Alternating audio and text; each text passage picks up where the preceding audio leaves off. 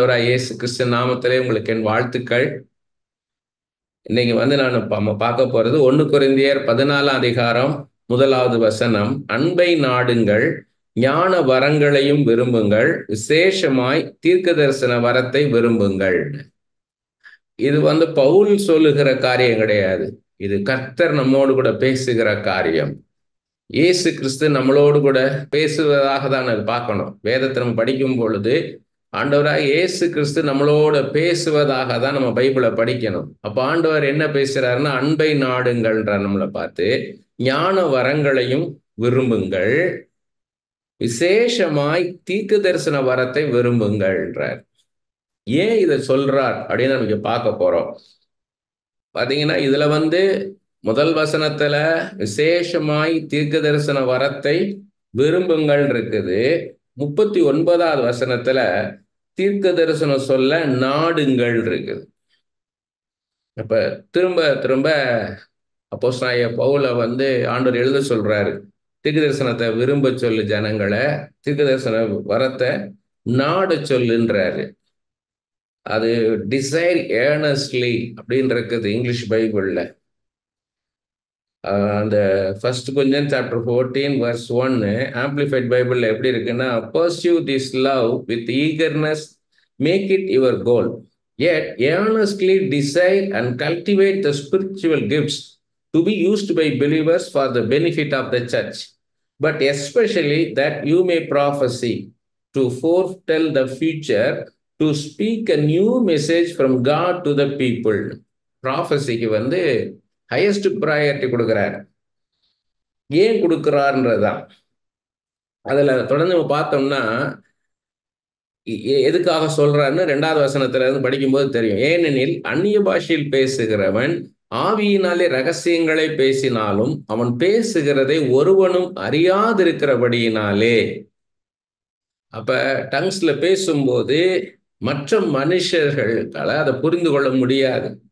அப்ப மற்ற மனுஷர்களை புரிந்து கொள்ளாதனாலதான் அப்படின்றாரு. அந்நிய பாஷையில் பேசுகிறவன் ஆவியினாலே ரகசியங்களை பேசினாலும் அவன் பேசுகிறதை மற்றவன் அறியாதிருக்கிறபடியினாலே அவன் மனுஷனிடத்தில் பேசாமல் தேவனிடத்தில் பேசுகிறான். ஒரு மனுஷன் டங்ஸ்ல பேசுறான்னா அவன் இஸ் ஸ்பீக்கிங் டு காட், ஆண்டவரோடு பேசுகிறான்றாரு. தீர்க்க தரிசனம் சொல்லுகிறவனோ மனுஷருக்கு பக்தி விருத்தியும் புத்தியும் ஆறுதலும் உண்டாகத்தக்கதாக பேசுகிறான்ற. அப்ப மற்றவங்க பக்தி விருத்தி அடையணும், அவங்களுக்கு புத்தி உண்டாகணும், ஆறுதல் உண்டாகணும். இது அவசியம்னு சொல்லி ஆண்டவர் நினைக்கிறார். அதனாலதான் சொல்றார். இது இயேசு கிறிஸ்து நம்மளோடு கூட பேசுகிற வார்த்தை. தீர்க்க தரிசனம் சொல்லுகிறோம் மனுஷருக்கு, ஒரு சபையா இருக்கிற நம்ம சுற்றி இருக்கிற ஜனங்களுக்கு பக்தி விருத்தி உண்டாகணும், அவங்க ஆண்டவர் இன்னும் நெருங்கி சேரணும். அவங்களுக்கு புத்தினா இங்கிலீஷ் பைபிள் அழகா இருக்குது. இதுல புத்தி அப்படின்னு போட்டிருக்குது, அதுல எக்ஸாக்டேஷன் இருக்குது. எக்ஸாக்டேஷன்னா எச்சரிக்கை கொடுப்பது. இந்த வழியில போனேன்னா உனக்கு இது வாய்க்காது, இது உனக்கு திருப்தியா இருக்காது, இது உனக்கு பாதுகாப்பை தராது, இது உனக்கு சமாதானமா இருக்காது, அதனால இந்த வழி போ அப்படின்னு சொல்றது. அதுதான் எக்ஸாக்டேஷன்றது. அது எச்சரிக்கைன்ற மாதிரி தான் வரும். இதுல புத்தி அப்படின்னு போட்டிருக்குது தமிழ் பைபிள்ல. ஆறுதலும் உண்டாகதற்காக பேசுகிறான். ஆறுதல் தான் ஒரு தாய் தேற்றுவது போல தேற்றும்படியாக இருக்கணும். ஒரு ப்ராஃபஸின்றது, ஒரு தீர்க்க தரிசன வார்த்தைன்றது ஏதோ எதிர்காலத்தை மாத்திரம் சொல்றது. அதோடைய குவாலிட்டி எப்படி இருக்கணும், ஒரு தீர்க்க தரிசனம் எப்படி இருக்கணும், அதுல 3 காரியம் இருக்கணும். 1, பக்தி விருத்தி உண்டாகணும். இன்னுமாக அவன் கேட்கிறவன், யாருக்கு சொல்றோமோ அந்த தீர்க்க தரிசனம் கேட்கிறவங்க இன்னும் ஆண்டவரை நெருங்கணும். அவங்க ஜெப ஜீவிதம் அவங்களுக்கு ஃபயர் ஆகணும். அவங்க இன்னும் அதிகமாக அவங்க ஜெபிக்க ஆரம்பிக்கணும். அவங்களுடைய வேத வாசிப்பு இன்க்ரீஸ் ஆகணும். அவங்களுடைய ஆராதனை, துதி ஆராதனை அதிகமாகணும். இன்னும் அவங்க ஆண்டவரை கிட்டி சேரணும். இந்த 3 காரியம் நடக்கும். அவங்களுக்குள்ள விசுவாசம் வளரும். யோசேப்புக்கு பார்த்தீங்கன்னா அந்த தீர்க்க தரிசனம் இல்லைன்னா எப்படி இருந்திருக்குன்னு கேட்டீங்கன்னா, அந்த 17 வயசுல 2 சொப்பனம் மூலமா அவருக்கு ப்ராஃபஸி வருது. என்ன வருது? அவர் ஆண்டவர் உயர்த்த போறார். அவங்க சகோதரர்கள் எல்லாரை காட்டிலும், தாய் தகப்பனை காட்டிலும் ஆண்டவர் யோசேப்பு உயர்த்த போறார்னு அந்த 2 சொப்பனம் வந்ததுனாலதான் அடுத்தடுத்து அவருக்கு அவருக்கு துக்கம், துயரம், அவருக்கு அவர் வாழ்க்கையில் ஒரு இக்கட்டான இடம், கொல்லலாம் நினைக்கிறானுங்க சகோதரர்கள், அந்த அளவுக்கு போகுது. போத்திபார் வீட்டில் அடிமையா இருக்காரு, சிறை கைதியா இருக்கிறாரு. அந்த நேரங்கள்ல இந்த தீர்க்க தரிசனம், அந்த தரிசனம் தான் அவரை தூக்கி நிறுத்தி இருக்கும், திடப்படுத்திருக்கும். அதுக்குத்தான் ஆண்டவர் அந்த தீர்க்க தரிசனத்தை கொடுக்கிறார் நமக்கு. பின்னால வர காரியத்தை ஏன் முன்னாடி சொல்றாருன்னா, நம்ம ஸ்டேபிளா இருக்கிறதுக்காக. எவ்வளவு கஷ்டம் வந்தாலும், எவ்வளவு புயல் வந்தாலும், கடல் கொந்தளிச்சாலும் இதெல்லாம் கடந்து செல்வேன்னு கர்த்தர் சொல்லி இருக்கிறார். மனுஷர்கள் எவ்வளவு எதிர்த்து நின்னாலும், எவ்வளவு நம்ம புறக்கணிச்சாலும், ஆண்டவர் என்னை உயர்த்துவேன்னு சொல்லியிருக்கிறார், என்னை ஆசீர்வதிப்பேன்னு சொல்லியிருக்கிறார் என்ற அந்த உறுதி நமக்குள்ள இருக்கும். 4வது வசனத்துல சொல்றாரு, அந்நிய பாஷையில் பேசுகிறவன் தனக்கே பக்தி உறுத்தி உண்டாக பேசுகிறான். தீர்க்க தரிசனம் சொல்லுகிறோனோ சபைக்கு பக்தி உறுத்தி உண்டாக பேசுகிறான்றாரு. அப்ப அந்நிய பாஷை பேசும்போது நமக்கு நாமே தான் எடுபிகேஷன் நடக்குது, செல்ஃப் எடுபிகேஷன், நமக்கு பக்தி விருத்தி உண்டாகுது. ஆனா தீர்க்க தரிசனம் சொல்லும் போது மற்ற ஜனங்கள், நம்மளை சுற்றி இருக்கிற ஜனங்கள் பக்தி விருத்தி உண்டாகிறாங்க. அதனாலதான் என்ன சொல்றாருன்னா, பவுல் தீர்க்க தரிசனம் சொல்லுவதற்கு முக்கியத்துவம் கொடுக்கிறார். அது இன்னும் சொல்றார் பாருங்க, நீங்கள் எல்லாரும் அந்நிய பாஷைகளை பேசும்படி விரும்புகிறேன். அந்நிய பாஷை பேசணும், எல்லாரும் அந்நிய பாஷை பேசணும். ஏன் பேசணும்? செல்ஃப் எடிஃபிகேஷனுக்காக, நமக்கு பக்தி விருத்தி உண்டாகணும். இப்ப நான் தீர்க்க தரிசனம் சொல்றேன், உங்களுக்கு பக்தி விருத்தி உண்டாகும். எனக்கு பக்தி விருத்தி உண்டாக நான் அந்நிய பாஷையில நான் பேசணும், ஆண்டவரோட கூட ஐக்கியமா இருக்கணும். நான் அதுக்குத்தான் சொல்றாரு, நீங்கள் எல்லாரும் அந்நிய பாஷைகளை பேசும்படி விரும்புகிறேன். எல்லாரும் அடுத்த லெவலுக்கு போகணும். கருத்தோட மாத்திரம் ஜெபிச்சுக்கிட்டு இருக்க கூடாது, நமக்கு தெரிந்த பாஷையில மாத்திரம் ஜெபிக்க கூடாது. அந்நிய பாஷையில ஆவியில நிரம்பி, பரிசுத்தாவில நிரம்பி அந்நிய பாஷையில ஜெபிக்கிறதுக்கு நீங்க உயர்ந்து போகணுன்றாரு. ஆகிலும் அந்நிய பாஷைகளில் பேசுகிறவன் சபைக்கு பக்தி விருத்தி உண்டாகும்படிக்கு அர்த்தத்தையும் சொல்லாவிட்டால் தீர்க்க தரிசனம் சொல்லுகிறவன் அவனிலும் மேன்மை உள்ளவன். திரும்ப வர கிளியரா சொல்றார், ஆதலால் நீங்கள் தீர்க்க தரிசனம் சொல்லுகளாக வேண்டும் என்று அதிகமாக விரும்புகிறேன். ஒரு சபைய கூடி ஜெபிக்கும் போது ஒரு 4 பேரோ 10 பேரோ 20 பேரோ 200 பேரோ 300 பேரோ அப்படி சேர்ந்து ஜெபிக்கும் போது, ஒரு குழுவா இருந்து ஜெபிக்கும் போது நான் அந்நிய பாஷை பேசிட்டே இருந்தேன்னா மற்றவங்க பக்தி விருத்தி அடைய மாட்டாங்க, நான் பக்தி விருத்தி அடைவேன், மற்றவங்க பக்தி விருத்தி அடைய மாட்டாங்க. அதுக்கான அர்த்தத்தை நான் வியாக்கியானம் பண்ணணும். நான் அந்நிய பாஷையில் என்ன பேசுகிறேன்றத மற்றவங்களுக்கு புரிகிற பாஷையில நான் விளக்கி சொல்லணும். அப்பதான் அவங்க ஆண்டவரை நெருங்கி போக முடியும். அதான் சொல்றாரு, அதனால் நீங்கள் தீர்க்க தரிசனம் சொல்ல வேண்டும் என்று அதிகமாக. அப்படி அந்நிய பாஷை பேசிட்டு நீங்க வியாக்கியானம் பண்ணீங்கன்னா ஓகே, மற்றவங்களுக்கு புரியும்படியாக அவங்க பாஷையில வியாக்கியானம் பண்ணீங்கன்னா. அப்படி இல்லைன்னா சொல்லாவிட்டால்றார், அப்படி அர்த்தத்தை சொல்லாவிட்டால் தீர்க்க தரிசனம் சொல்லுகிறவன் அவனிலும் மேன்மை உள்ளவன். ஏன்னா அவங்க தீர்க்க தரிசனம் சொல்றது எல்லாருக்கும் பக்தி விருத்தி உண்டாகும். அப்போ ஒரு இடத்துல குழுவா ஜெபிக்கும் போது எல்லாருமே ஆண்டவரை நெருங்கணும்ன்றாரு. மேலும் சகோதரை, நான் உங்களிடத்தில் உங்களுக்கு ரகசியங்களை வெளிப்படுத்துவதற்காவது, அறிவுண்டாக்குவதற்காவது, தீர்க்க தரிசனத்தை அறிவிக்கிறதுக்காவது, போதகத்தை போதிக்கிறதுக்காவது ஏதுவானதை சொல்லாமல் அந்நிய பாஷையில் பேசினால் என்னாலே உங்களுக்கு பிரயோஜனம் என்ன? இப்போ பவுல் தண்ணியே உதாரணமா வச்சு சொல்றார், நான் உங்க மத்தியில வரேன், உங்களுக்கு ரகசியங்களை நான் வெளிப்படுத்தணும், இல்லைன்னா கர்த்தரை குறித்த வேத ரகசியங்களை குறித்த அறிவை நான் உண்டாக்கணும், உங்களுக்கு சொல்லணும். கர்த்தருக்கு மாத்திரம் தெரிஞ்ச ரகசியத்தை உங்களுக்கு சொல்லணும். அதே மாதிரி வேதத்தின் ரகசியங்களை, ஆவிக்குரிய காரியங்களை நான் உங்களுக்கு சொல்லணும். இல்லைன்னா நான் டீச் பண்ணணும் உங்களுக்கு வேத பிரமாணங்களை, கர்த்தரை குறித்த காரியங்களை, கர்த்தருடைய சித்தத்தை சிந்தியை குறித்து நான் உங்களுக்கு டீச் பண்ணணும்ன்றாரு. அப்படி இல்லாம நான் வெறுமன அந்நிய பாஷைகளை பேசினால் என்னால் உங்களுக்கு பிரயோஜனம் என்ன? நான் வேற அந்நிய பாஷையே பேசிக்கிட்டு இருந்தா உங்களுக்கு ஒரு பிரயோஜனம் கிடையாதுன்றாரு. அப்படியே புல்லாங்குழல், சுரமண்டலம் முதலாகிய சத்தமிடுகிற உயிரில்லாத வாத்தியங்கள் தொனிகளில் வித்தியாசம் காட்டவிட்டால் குழலாலே ஊதப்படுகிறதும் சுரமண்டலத்தாலே வாசிக்கப்படுகிறதும் இன்னதென்று எப்படி தெரியும்? நீங்க ஃப்ளூட்டு, ஹார்ப்பு, இன்னைக்கு எடுத்தா கிட்டார், வயலின், பியானோ இப்படி வாசிக்கிறீங்க, ஒவ்வொன்றுக்கு ஒன்றுக்கு வித்தியாசம் இருக்குது. சவுண்டு கேட்கும் போது இது பியானோ சவுண்டு, இது வயலின் சவுண்டுன்னு நம்மளுக்கு தெரியுது. எல்லாமே ஒரே மாதிரி சவுண்ட் இருந்தா என்ன பிரயோஜனம்ன்றாரு. இன்னதென்று எப்படி தெரியும்ன்றாரு. அந்த சவுண்ட்ல ஒண்ணுக்கு ஒண்ணு வித்தியாசம் இருக்குதுன்றாரு. அந்தபடி எக்காலமும் விளங்காத சத்தமிட்டால் எவன் யுத்தத்திற்கு ஆயத்தம் பண்ணுவான்? ஒருத்தர் யுத்தத்துக்கு போறோம், ஒரு ஆர்மி ரெடியா இருக்குது அப்படின்னா அவங்க எக்கால சத்தத்துக்காக காத்திருப்பாங்க. ஒரு எக்காலம் ஊதுனா அதுக்கு கிழக்குல இருக்கிறவங்க எழும்புங்கன்னு அர்த்தம், ஈஸ்ட்ல இருக்கிறவங்க எல்லாம் ரெடியா இருங்கன்னு அர்த்தம். அப்படி ஒவ்வொரு சிக்னல் இருக்குது. 2 தடவை ஊதுனா மேற்குல இருக்கவங்க எழும்புங்கன்னு அர்த்தம். 2 தடவை முழங்குனா அதுக்கு ஒரு அர்த்தம் இருக்குது. அதை கேட்டுத்தான் ஆர்மி, அந்த அவங்க வேரியர்ஸ், அவங்க சோல்ஜர்ஸ் அதுக்கேற்ற மாதிரி போவாங்க. அதனால அந்தபடி எக்காலமும் விளங்காத சத்தமிட்டால் எவன் யுத்தத்திற்கு ஆயத்தம் பண்ணுவான்றார். அதுபோல நீங்களும் தெளிவான பேச்சை நாவினால் வசனியாவிட்டால் பேசப்பட்டது இன்னதென்று எப்படி தெரியும்? ஆகாயத்தில் பேசல இருப்பீர்கள் என்றாரு. நீ யாருக்கு பேசுறீங்கன்னே தெரியாதே அப்படின்றாரு. நீங்க இது மாதிரி பேசுனீங்கன்னா, அந்நிய பாஷையில பேசிட்டு இருந்தீங்கன்னா, நீ என்ன பேசுறீங்க யாருக்கு தெரியும்ன்றார்.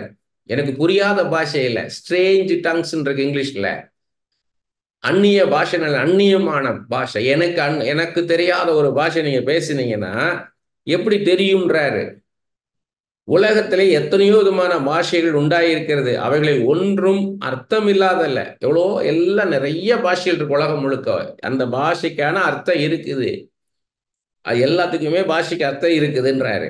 ஆயினும் பாஷையின் கருத்தை நான் அறியாமல் இருந்தால் பேசுகிறவனுக்கு அந்நியனாய் இருப்பேன். பேசுகிறவன் எனக்கு அந்நியனா இருப்பான். ஒருத்தன் டங்ஸ் பேசுறான்னா அவன் எனக்கு அந்நியனா இருப்பான். எனக்கு புரியாத மொழியில பேசிட்டு இருக்கிறான், எனக்கு என்னன்னே தெரியாது. இப்போ ஒருத்தர் சைனீஸ்ல பேசுறாருன்னா, சைனா மொழியில பேசுறாரு, ஜப்பானிய மொழியில பேசுறாருன்னா எனக்கு எப்படி புரியும்?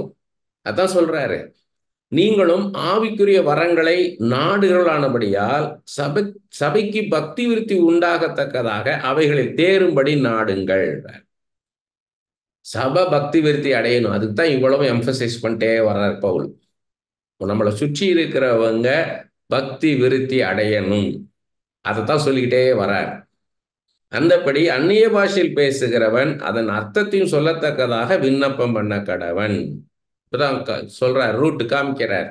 என்ன செய்யணும்னா, டங்ஸ்ல பேசும்போது, நானே டங்ஸ்ல பேசுறேன் இல்லை என்ன பக்கத்துல இருக்க டங்ஸ்ல பேசும்போது நான் என்ன பண்ணணும்னா, எனக்கு ஆண்டவரே இது என்ன அர்த்தம்னு கேட்கணும். நான் இது என்ன காரியம் ஆண்டவரேன்னு கேட்கணும். இப்ப நான் ராகாபா ரோகோ சோதோ லிபி காத்தா ராகாபோ ரோனு நான் அந்நிய பாஷையில பேசிக்கிட்டே இருக்கிறேன், எனக்கு அது என்னன்னே தெரியாம பேசிக்கிட்டு இருக்கேன் நான். அப்ப நான் ஆண்டவர்கிட்ட அதுக்காக நான் கேட்கணும், என்ன பேசிக்கிட்டு இருக்க ஆண்டவரே எனக்கு சொல்லுங்கப்பான்னு நான் கேட்கணும். அப்பத்தான் அது எனக்கு என்னன்னு புரியும். அதே மாதிரி சபையில யாரோ ஒருத்தவங்க அந்நிய பாஷையில பேசுறேன்னா நான் ஐ ஹாவ் டு ப்ரே, ஆண்டவரே என்ன ஜெபிக்கிறாரு அப்படின்னா ஆண்டவர் எனக்கு இன்டர்பிரட் பண்ணுவாரு. Very simple, just to pray for தட்ன்றாரு.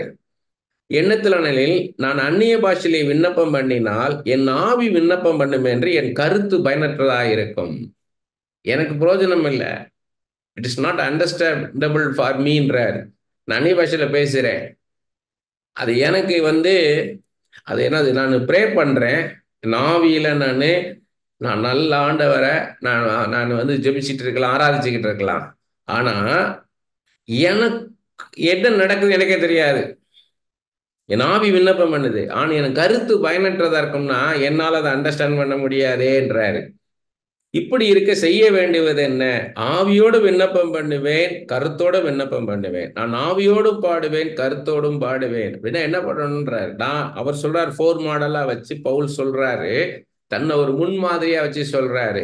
நான் ஆவியில அந்நிய பாஷையில பேசுவேன், அதே நேரத்துல ஆண்டவர்கிட்ட கேட்பேன், ஆண்டவரே எனக்குள்ள ஒரு ஜெபத்தை கொடுக்கிறீர், நான் எதுக்காக இருக்க உனக்கு ஜெபிக்க வைக்கிறேன், நான் எதுக்காக ஜெபிச்சுக்கிட்டு இருக்கிறேன் அப்படின்றத நான் ஆண்டவர்கிட்ட கேட்பேன். ஆண்டவர் எனக்கு அதை சொல்லுவாரு. அப்ப நான் 2 விதத்திலையும் ஜெபம் பண்ணுவேன். என்னோட ஸ்பிரிட்ல இருந்து ஜெபம் பண்ணுவேன், அதை நான் என்னோட அண்டர்ஸ்டாண்ட் பண்ணி என்னுடைய மதர் டங்லையும் நான் என்ன பண்ணுவேன், நான் ப்ரே பண்ணுவேன். அதே மாதிரி பாடும்போதும் நான் அந்நிய பாஷையிலையும் பாடுவேன், அதே நேரத்துல எனக்கு தெரிஞ்ச என் மொழியிலையும் நான் பாடுவேன்றார். இல்லாவிட்டால் நீ ஆவியோடு ஸ்தோத்திரம் பண்ணும்போது கல்லாதவன் உன் ஸ்தோத்திரத்திற்கு ஆமேன் என்று எப்படி சொல்லுவான்? யாரோ ஒருத்தர் கூட இருக்கிறாங்க, அவங்க ஸ்பிரிச்சுவலா ஆவிக்குரிய காரியங்களை அறியாதவங்க, ஆவிக்குரிய காரியம் அறியாதவங்க, அபிஷேகம் இல்லாதவங்க, யாரா இருந்தாலும் சரி, அவங்க கூட இருக்கிறவங்க, அவங்க எப்படி ஸ்தோத்திரம் சொல்லுவாங்கன்னு கேட்கிறார். அவங்க எப்படி இல்லாவிட்டால் நீ ஆவியோடு ஸ்தோத்திரம் பண்ணும்போது கல்லாதவன் உன் ஸ்தோத்திரத்திற்கு ஆமேன் நம்ம ஸ்தோத்திரம் சொல்றோம். அவன் எப்படி அது ஆமேன் எப்படி சொல்லுவான்னு கேட்கிறார். அவன் ஆமேன் எப்படி சொல்லுவான்? நீ பேசுகிறது இன்னதென்று அவன் அறியானேன்ற, இன்னதென்று அவன் அறியானேன்றாரு. அது எங்க இருந்து பேசுறாருன்னு கேட்டீங்கன்னா, 1 நாளாகமம் 16:36 பாருங்க. இஸ்ரவேலின் தேவனாகிய கர்த்தருக்கு சதா காலங்களிலும் ஸ்தோத்திரம் உண்டாவதாக. அதற்கு ஜனங்கள் எல்லாரும் ஆமேன் என்று சொல்லி கர்த்தரை துதித்தார்கள். சங்கீதம் 106:48 இஸ்ரவேலின் தேவனாகிய கர்த்தர் அநாதியாய் என்றென்றைக்கும் ஸ்தோத்திரிக்கப்படத்தக்கவர். ஜனங்கள் எல்லாரும் ஆமேன் அல்லேலூயா என்பார்களாக. அப்படியே ஆக கடவது. நாங்களும் ஒப்புக்கொள்ளுகிறோம். ஏக மனதாக நாங்களும் அதை ஒப்புக்கொள்ளுகிறோம். அப்படியே ஆக கடவுது அப்படின்னு சொல்றதுதான். அப்ப அதைத்தான் சொல்றாரு. நீ ஆவியோடு ஸ்தோத்திரம் பண்ணும்போது கல்லாதவன் உன் ஸ்தோத்திரத்திற்கு ஆமீன் என்று எப்படி சொல்லுவான்? அவனுக்கு புரியாதே. புரிஞ்சாதானே ஆமீன் அல்லேலூயா அவன் சொல்ல முடியும்ன்றாரு. நீ பேசுறது இன்னதென்று அவன் அறியானேன்றார். நீ நன்றாய் ஸ்தோத்திரம் பண்ணுகிறாய், ஆகிலும் மற்றவன் பக்தி விருத்தி அடைய மாட்டானே. நீ நல்லா நீ ஸ்தோத்திரம் சொல்ற, ஆனா மற்றவன் பக்தி விருத்தி அடைய மாட்டேனே என்றார். உங்கள் எல்லாரும் நான் அதிகமாய் பாஷைகளை பேசுகிறேன், இதற்காக என் தேவனை ஸ்தோத்தரிக்கிறேன் என்றார். இங்கிலீஷ் பீப்புள இந்த முந்தின வசனத்துக்கு அழகா சொல்லிருக்குது, since he cannot join in your thanksgiving இருக்குது. நீ அந்நிய பாஷையில பேசிட்டு உங்களை கூட இருக்கவங்களோட ஜாயின் பண்ண முடியாது. நீங்க நல்ல அந்நிய பாஷையில நிரம்பி ஜெபம் பண்றீங்க பரிசுத்தாவில, ஆனா மற்றவங்க உங்களோட சேர முடியாது என்றார். மற்றவங்க உங்களோட சேர முடியாது, உங்க பிரேயர்ல உங்களோட ஜாயின் பண்ண முடியாதுன்றாரு. அந்நியமா தான் இருப்பீங்க. அதனால அவங்களுக்கு தெரிஞ்ச பாஷையிலும் நம்ம என்ன பண்ணணும்னா இன்டர்பிரட் பண்ணிக்கிட்டே வரணும். நம்ம அந்நிய பாஷை பேசினாலும் அதை நம்ம என்ன பண்ணணும், வியாக்கியானம் பண்ணிட்டே வரணும், அதோடைய அர்த்தத்தை சொல்லிக்கிட்டே வரணும். அப்பதான் கூட இருக்கிறவங்க ஆமேன் அல்லேலூயா yes yes thank you Lord thank you Lord yes ஏமேன் ஏமேன்னு சொல்லி கூடவே வர முடியும். அப்பதான் என்ன நடக்குதுன்னு நம்மளுக்கு தெரியும். சொல்றாரு பவுல், உங்கள் எல்லாரில் நான் அதிகமாக பாஷைகளை பேசுகிறேன், இதற்காக என் தேவனை ஸ்தோத்தரிக்கிறேன்றாரு. உங்க எல்லார காட்டிலும் மோர் then all of you, Corinth சபையை பார்த்து பேசுறாரு. நீங்க எல்லாரும் பேசுற அந்நிய பாஷைகளை காட்டிலும் அதிகமான பாஷைகளை நான் பேசுகிறேன்றார். என்ன சொல்றாரு? பர்சனல் பிரேயரை குறித்து சொல்றார். பவுலுடைய பர்சனல் பிரேயர்ல நான் அதிகமாக அந்நிய பாஷைகளை நான் பேசுகிறேன்றார். இதற்காக என் தேவனை நான் ஸ்தோத்தரிக்கிறேன். அப்படி இருந்தும் நான் சபையிலே நான் பப்ளிக் வர்ஷிப் வரும்போது, சபையா கூடி ஜெபிக்கும் போது, ஆராதிக்கும் போது அந்நிய பாஷையில் 10,000 வார்த்தைகளை பேசுகிறதிலும் மற்றவர்களை உணர்த்தும்படி என் கருத்தோட 5 வார்த்தைகளை பேசுகிறதே எனக்கு அதிக விருப்பமாயிருக்கும். மற்றவங்க அண்டர்ஸ்டாண்ட் பண்ணணும்ன்றாரு. பாருங்க, அதுல இங்கிலீஷ் இவ்வளவு அழகா இருக்கு. Nevertheless, in public worship, I will rather say 5 understandable words in order to instruct others than 10,000 words in a tongue which others cannot understand. மற்றவங்க புரியணும். அதுதான் இதுக்கு எம்பசைஸ் பண்ணிட்டே வர்றார். மற்றவங்க பக்தி விருத்தி அடையணும். உங்களை சுற்றி இருக்கிறவங்களுக்கு பக்தி விருத்தி உண்டாகணும், அவங்களுக்கு எச்சரிக்கை உண்டாகணும், அவங்களுக்கு ஆறுதல் உண்டாகணும். ஏன்னா அவங்க சூழ்நிலைக்கு ஏற்ற வார்த்தை ஆண்டவர்கிட்ட இருந்து கடந்து வருது. அதை நம்ம கேட்டு பெற்று மற்றவங்களுக்கு சொல்லணும்.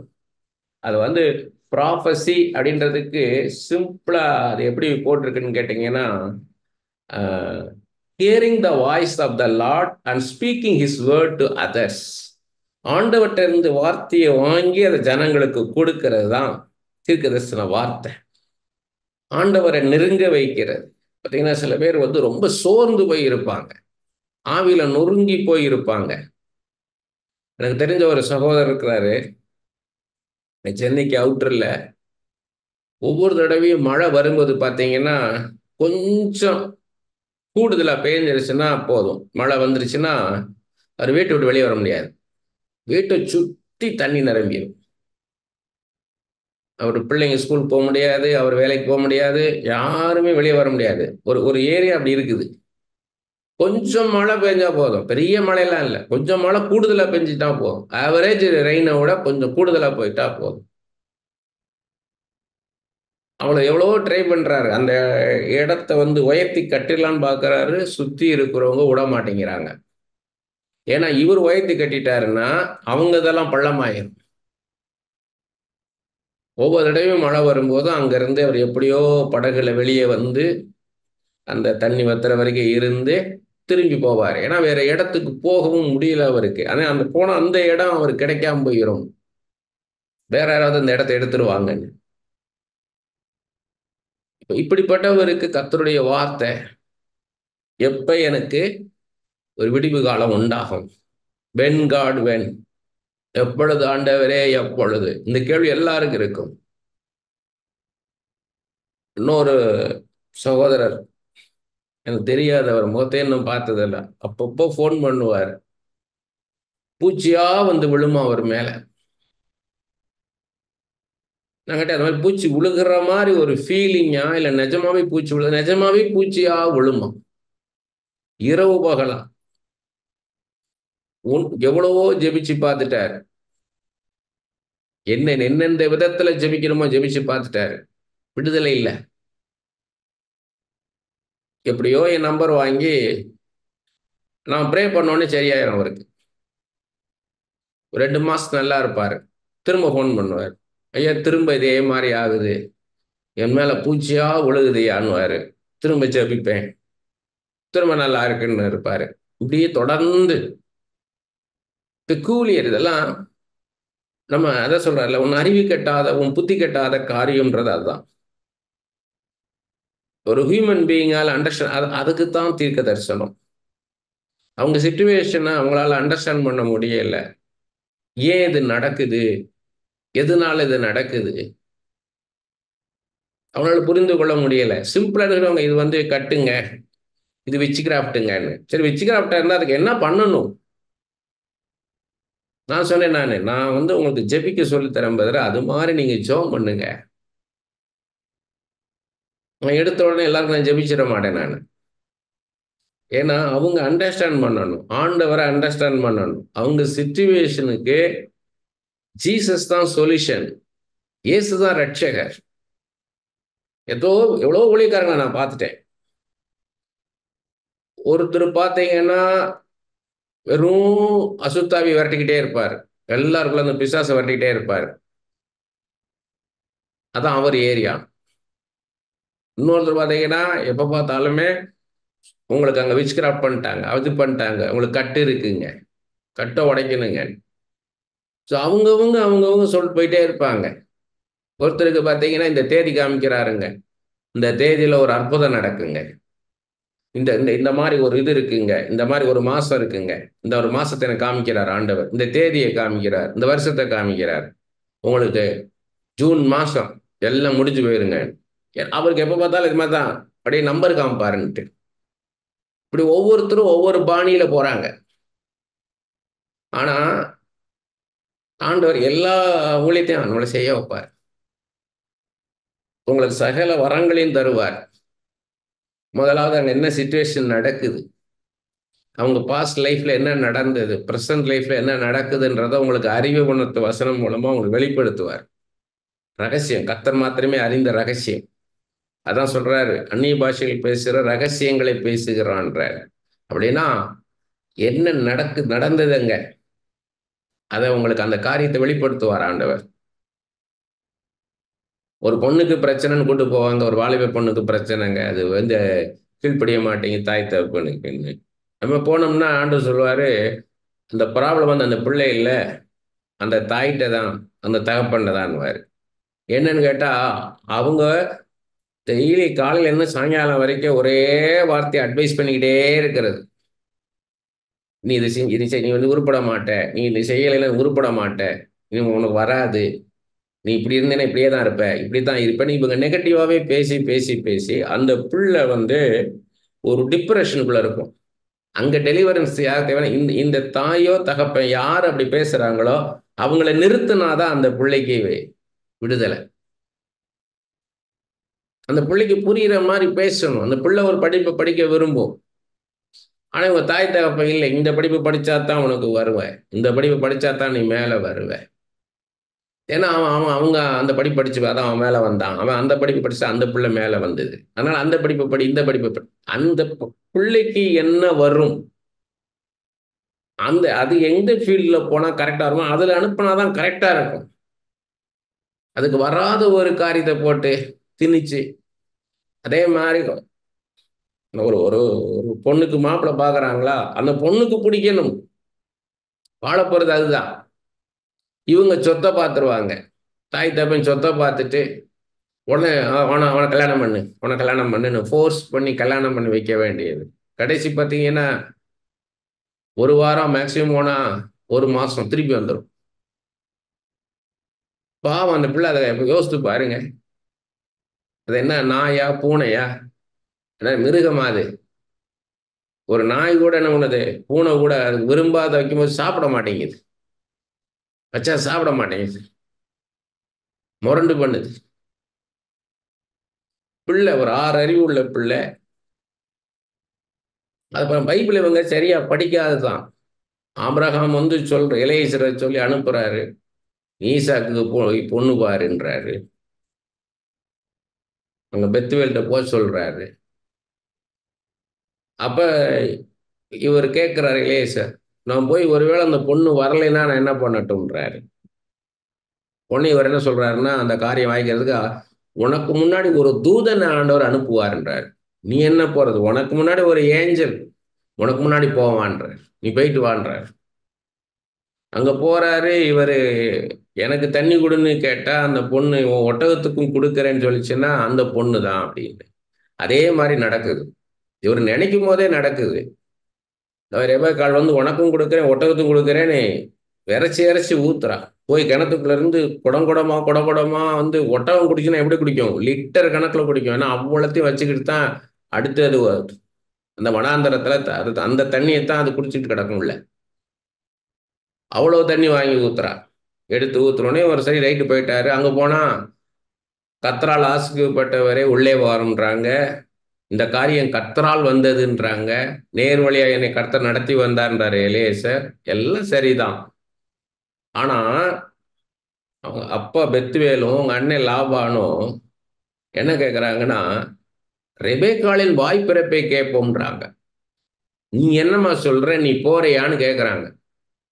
நீ போறியா, நீ போன்னு சொல்லலை, நீ போறியான்னு கேட்குறாங்க. நான் போறேன்னு பிறகுதான் அனுப்புறாங்க.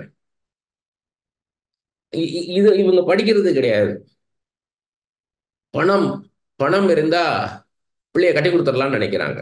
அதுக்குதான் ஆவிக்குரிய பிரமாணங்களை கற்றுக்கொள்ளணும், பைபிள் அதிகமாக படிக்கணும். இன்னைக்கு அநேக குடும்பங்கள் கஷ்டப்படுதுன்னா ஏன் கேட்டீங்கன்னா பைபிள் அவங்க படிக்கலைன்றதுதான். பைபிளை படிச்சாங்கன்னா அவங்க அதன்படி நடப்பாங்க, அதன்படி நடக்காதனால தான் கஷ்டம் வருது, போராட்டம், நெருக்கடி. அதுக்குத்தான் தீர்க்க தரிசன வார்த்தை ஆண்டவர் வந்து பேசுறார் தீர்க்க தரிசனமா. நீ இந்த காரியத்தை நீ வந்து இரவும் பகலும் வேதத்தை நீ தியானிச்சாதான் நீ செய்வதெல்லாம் வாய்க்கும். ஏன்னா வேத பிரமாணம், இது ஆவிக்குரிய பிரமாணம். இதன்படி நடந்தேன்னா நீ செய்யறதெல்லாம் சக்சஸ்ஃபுல்லா இருக்கும், நான் உன்னை பிளஸ் பண்ணுவேன்ற. ஆனா இவங்க அதையே படிக்காத போது எப்படி நடப்பாங்க? அதுதான் தீர்க்க தரிசன வார்த்தை.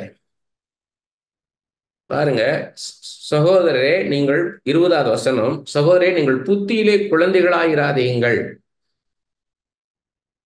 அண்டர்ஸ்டாண்ட் பண்றத, ஒரு காரியத்தை அண்டர்ஸ்டாண்ட் பண்றதுல குழந்தை மாதிரி இருக்காதீங்க, நல்லா மெச்சூர்டா இருங்கன்றாரு. துர்க்குணத்திலே குழந்தைகளாயும் புத்தியிலோ தேர்ந்தவர்களாய் இருங்கன்றாரு. பாவம் செய்யறதுக்கு குழந்தை மாதிரி இருங்க, பாவத்தை செய்யாதீங்க. ஆனா மற்ற காரியங்களை புரிந்து வாழ்க்கையில் என்ன நடக்குது என்ன செய்யணுமோ அதுல தேர்ந்தவர்களாய் இருங்கள். மறுபாஷைக்காரராலும் மறு உதடுகளாலும் இந்த ஜனங்களிடத்தில் பேசுவேன், ஆகிலும் அவர்கள் எனக்கு செவி கொடுப்பதில்லை என்று கர்த்தர் சொல்லுகிறார் என்று வேதத்தில் எழுதியிருக்கிறதே என்றார். ஏசாயா 28:11 எழுதியிருக்கிறத பவுல் சுட்டி காட்டுறாரு. வந்து மறுபாஷைக்காரராலும் மறு உதடுகள்னா வேற பாஷையில பேசும்போது ஆண்டவர் நமக்கும் பேசுறார், மற்றவனுக்கும் பேசுறார். சபையா நம்ம கூடி ஜபிக்கும் போது, ஒரு குழுவா கூடி ஜபிக்கும் போது நம்ம அந்நிய பாஷையில நம்மளுக்கு வருது, ஆண்டவர் கொடுக்கிறார். ஆவியில ஏதோ ஏவப்படுறோம். நம்ம ஓ லாபா ராபா ஓ ராபா ரீகா தோரோ லீபா ராஹா தாரா கோபோ ருய் ரியா ரா பா பா பா பான்றோம். அப்ப அது ஆண்டவர் ஜனங்களோட பேசுறார். எப்படி தீர்க்க தரிசனம் வருதோ அதே மாதிரி பாஷைகளை பேசும்போதும் ஆண்டவர் மற்றவங்கள்ட்ட பேசுறாரு. அவங்க செவி கொடுப்பல் என்று கர்த்தர் சொல்லுகிறார். இது என்ன பேசுகிறான்னு ஆண்டவர்கிட்ட கேட்கறதில்ல யாரும். அப்படி இருக்க அந்நிய பாஷைகள் விசுவாசிகளுக்கு அடையாளமாயிராமல் அவிசுவாசிகளுக்கு அடையாளமாயிருக்கிறது.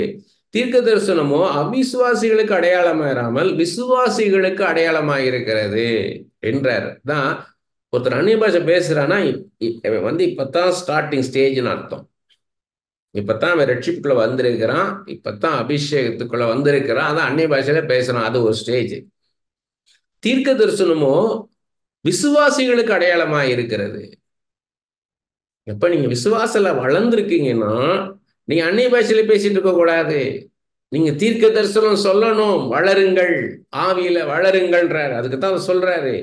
ஆகையால் சபையார் எல்லாரும் ஏகமாய் கூடி வந்து எல்லாரும் அந்நிய பாஷைகளிலே பேசிக் கொள்ளும் போது கல்லாதவர்களாவது அவிசுவாசிகளாவது உள்ளே பிரவேசித்தால் அவர்கள் உங்களை பைத்தியம் பிடித்தவர்கள் என்பார்கள் அல்லவா. எல்லாரும் அந்நிய பாஷை பேசிக்கிட்டு இருக்கோம், சபையில எல்லாரும் பேசிக்கிட்டு இருக்கிறோம். அப்ப வெளியில இருந்து ஒருத்தன் வரான், அவன் அவிசுவாசி, இல்லைன்னா எதுவுமே அந்த ஸ்பிரிச்சுவல் திங்ஸ் ஆவிக்குரிய காரியங்கள் எதுவுமே அறியாதவன் பார்க்கும்போது எல்லாரையும் பைத்தியக்காரன் பார்ப்பான்றாரு. எல்லாரும் தீர்க்க தரிசனம் சொல்லுகையில் அவிசுவாசி ஒருவன் அல்லது கல்லாதவன் ஒருவன் உள்ளே பிரவேசித்தால் அவன் எல்லாராலும் உணர்த்தி வைக்கப்பட்டும் எல்லாராலும் நிதானிக்கப்பட்டும் இருப்பான். இப்ப சொல்றார், தீர்க்க தரிசனத்துடைய வேல்யூ சொல்றார்.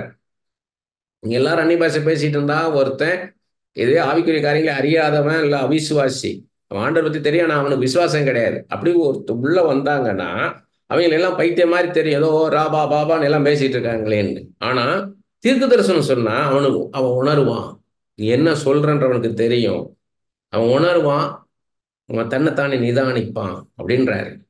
அவனுடைய இருதயத்தின் அந்தரங்கங்களும் வெளியரங்கமாகும்.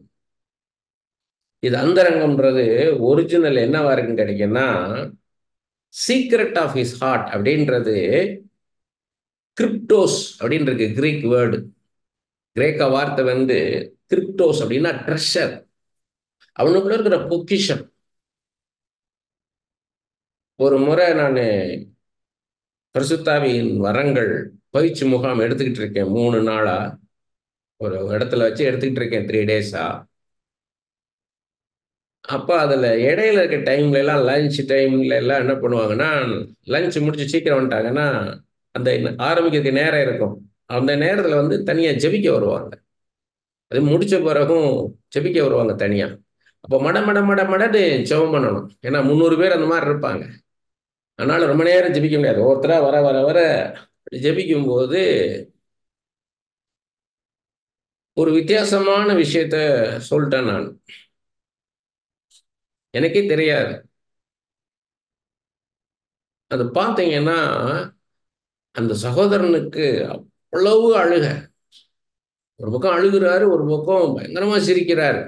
அவ்வளவு சந்தோஷம், ஆவியில ஒரு விடுதலை ஆயிருக்கு. எனக்கு தெரியாது.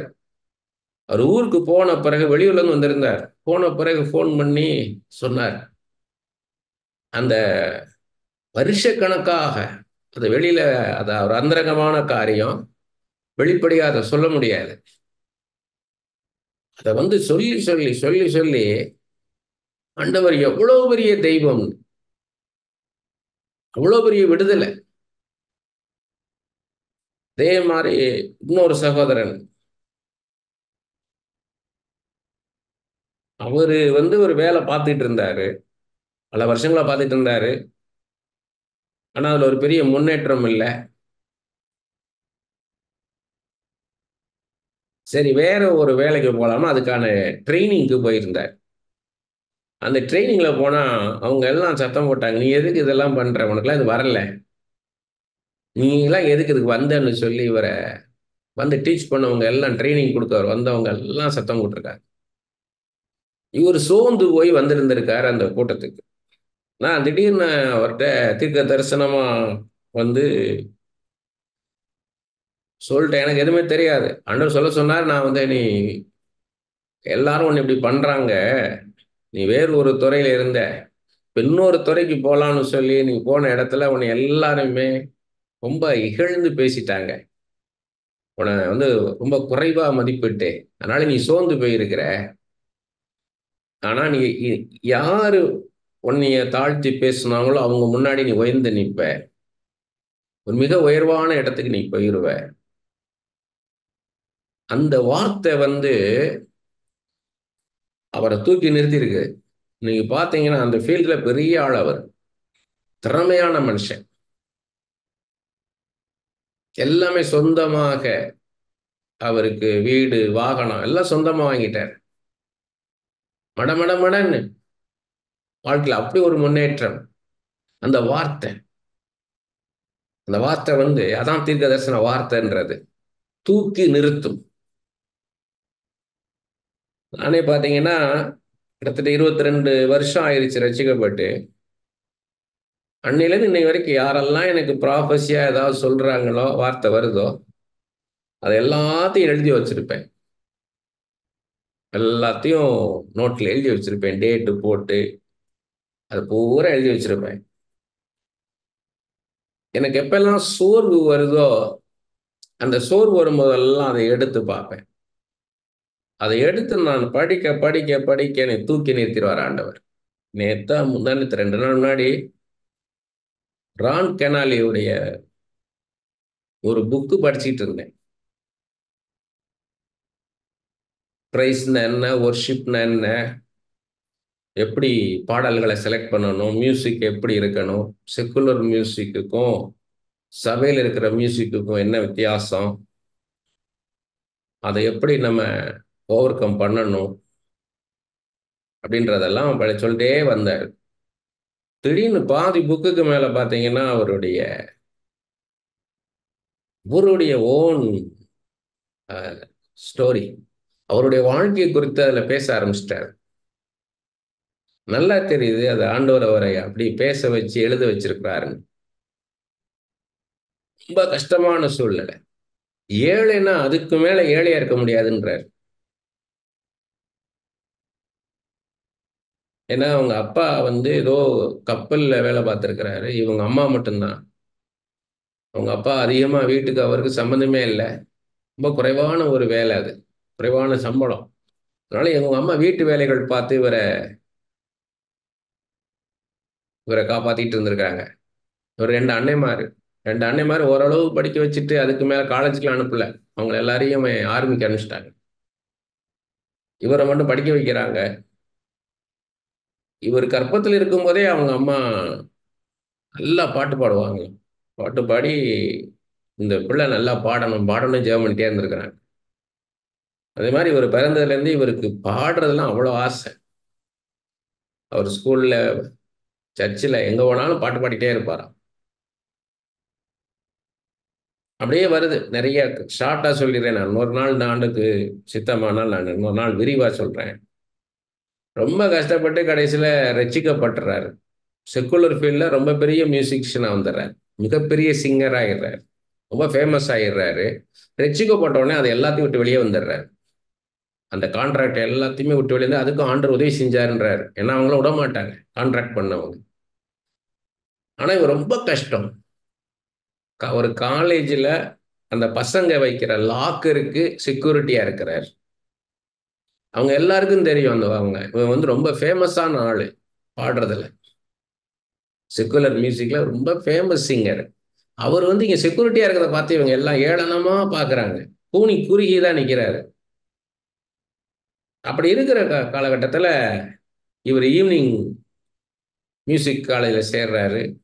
சேர்ந்து படிக்கிறாரு. படிஞ்ச அதே காலேஜில் மியூசிக் டீச்சராக வந்துடுறாரு. ஆனாலும் இவருக்கு ஒரு வாய்ப்பும் இல்லை. இவருக்கு என்ன ஆகுதுன்னு கேட்டீங்கன்னா, இவர் ஜெபிக்கும் போதெல்லாம் இவருக்கு பாட்டா வருமா, வசனத்தை படிக்கும் போதெல்லாம் பாட்டா வருமா, மெசேஜை கேட்கும் போதெல்லாம் அது பாட்டா வருமா, அதை பூரா எழுதுறாரு, பாடுறாரு. பிரைஸ் அண்ட் வர்ஷிப் அப்படின்ற, அது வரைக்கும் மியூசிக் மியூசிக் தான் சொல்லுவாங்களா சர்ச்சில். First time praise and worship அப்படின்னு அதை எழுதுறாரு. அதை எழுதிட்டு எல்லா சர்ச்சஸ்லயும் போய் சொல்றாரு. வாய்ப்பு கேட்கிறாரு. யாரும் வாய்ப்பு கொடுக்கல. யாருமே ஏத்துக்க மாட்டேங்கிறாங்க. நிறைய ரெக்கார்டிங் கம்பெனிலாம் கான்டாக்ட் பண்றவங்க யாருமே அவரை ஏத்துக்கிடல. ரொம்ப டிஜெக்டட் ஆகிறார்.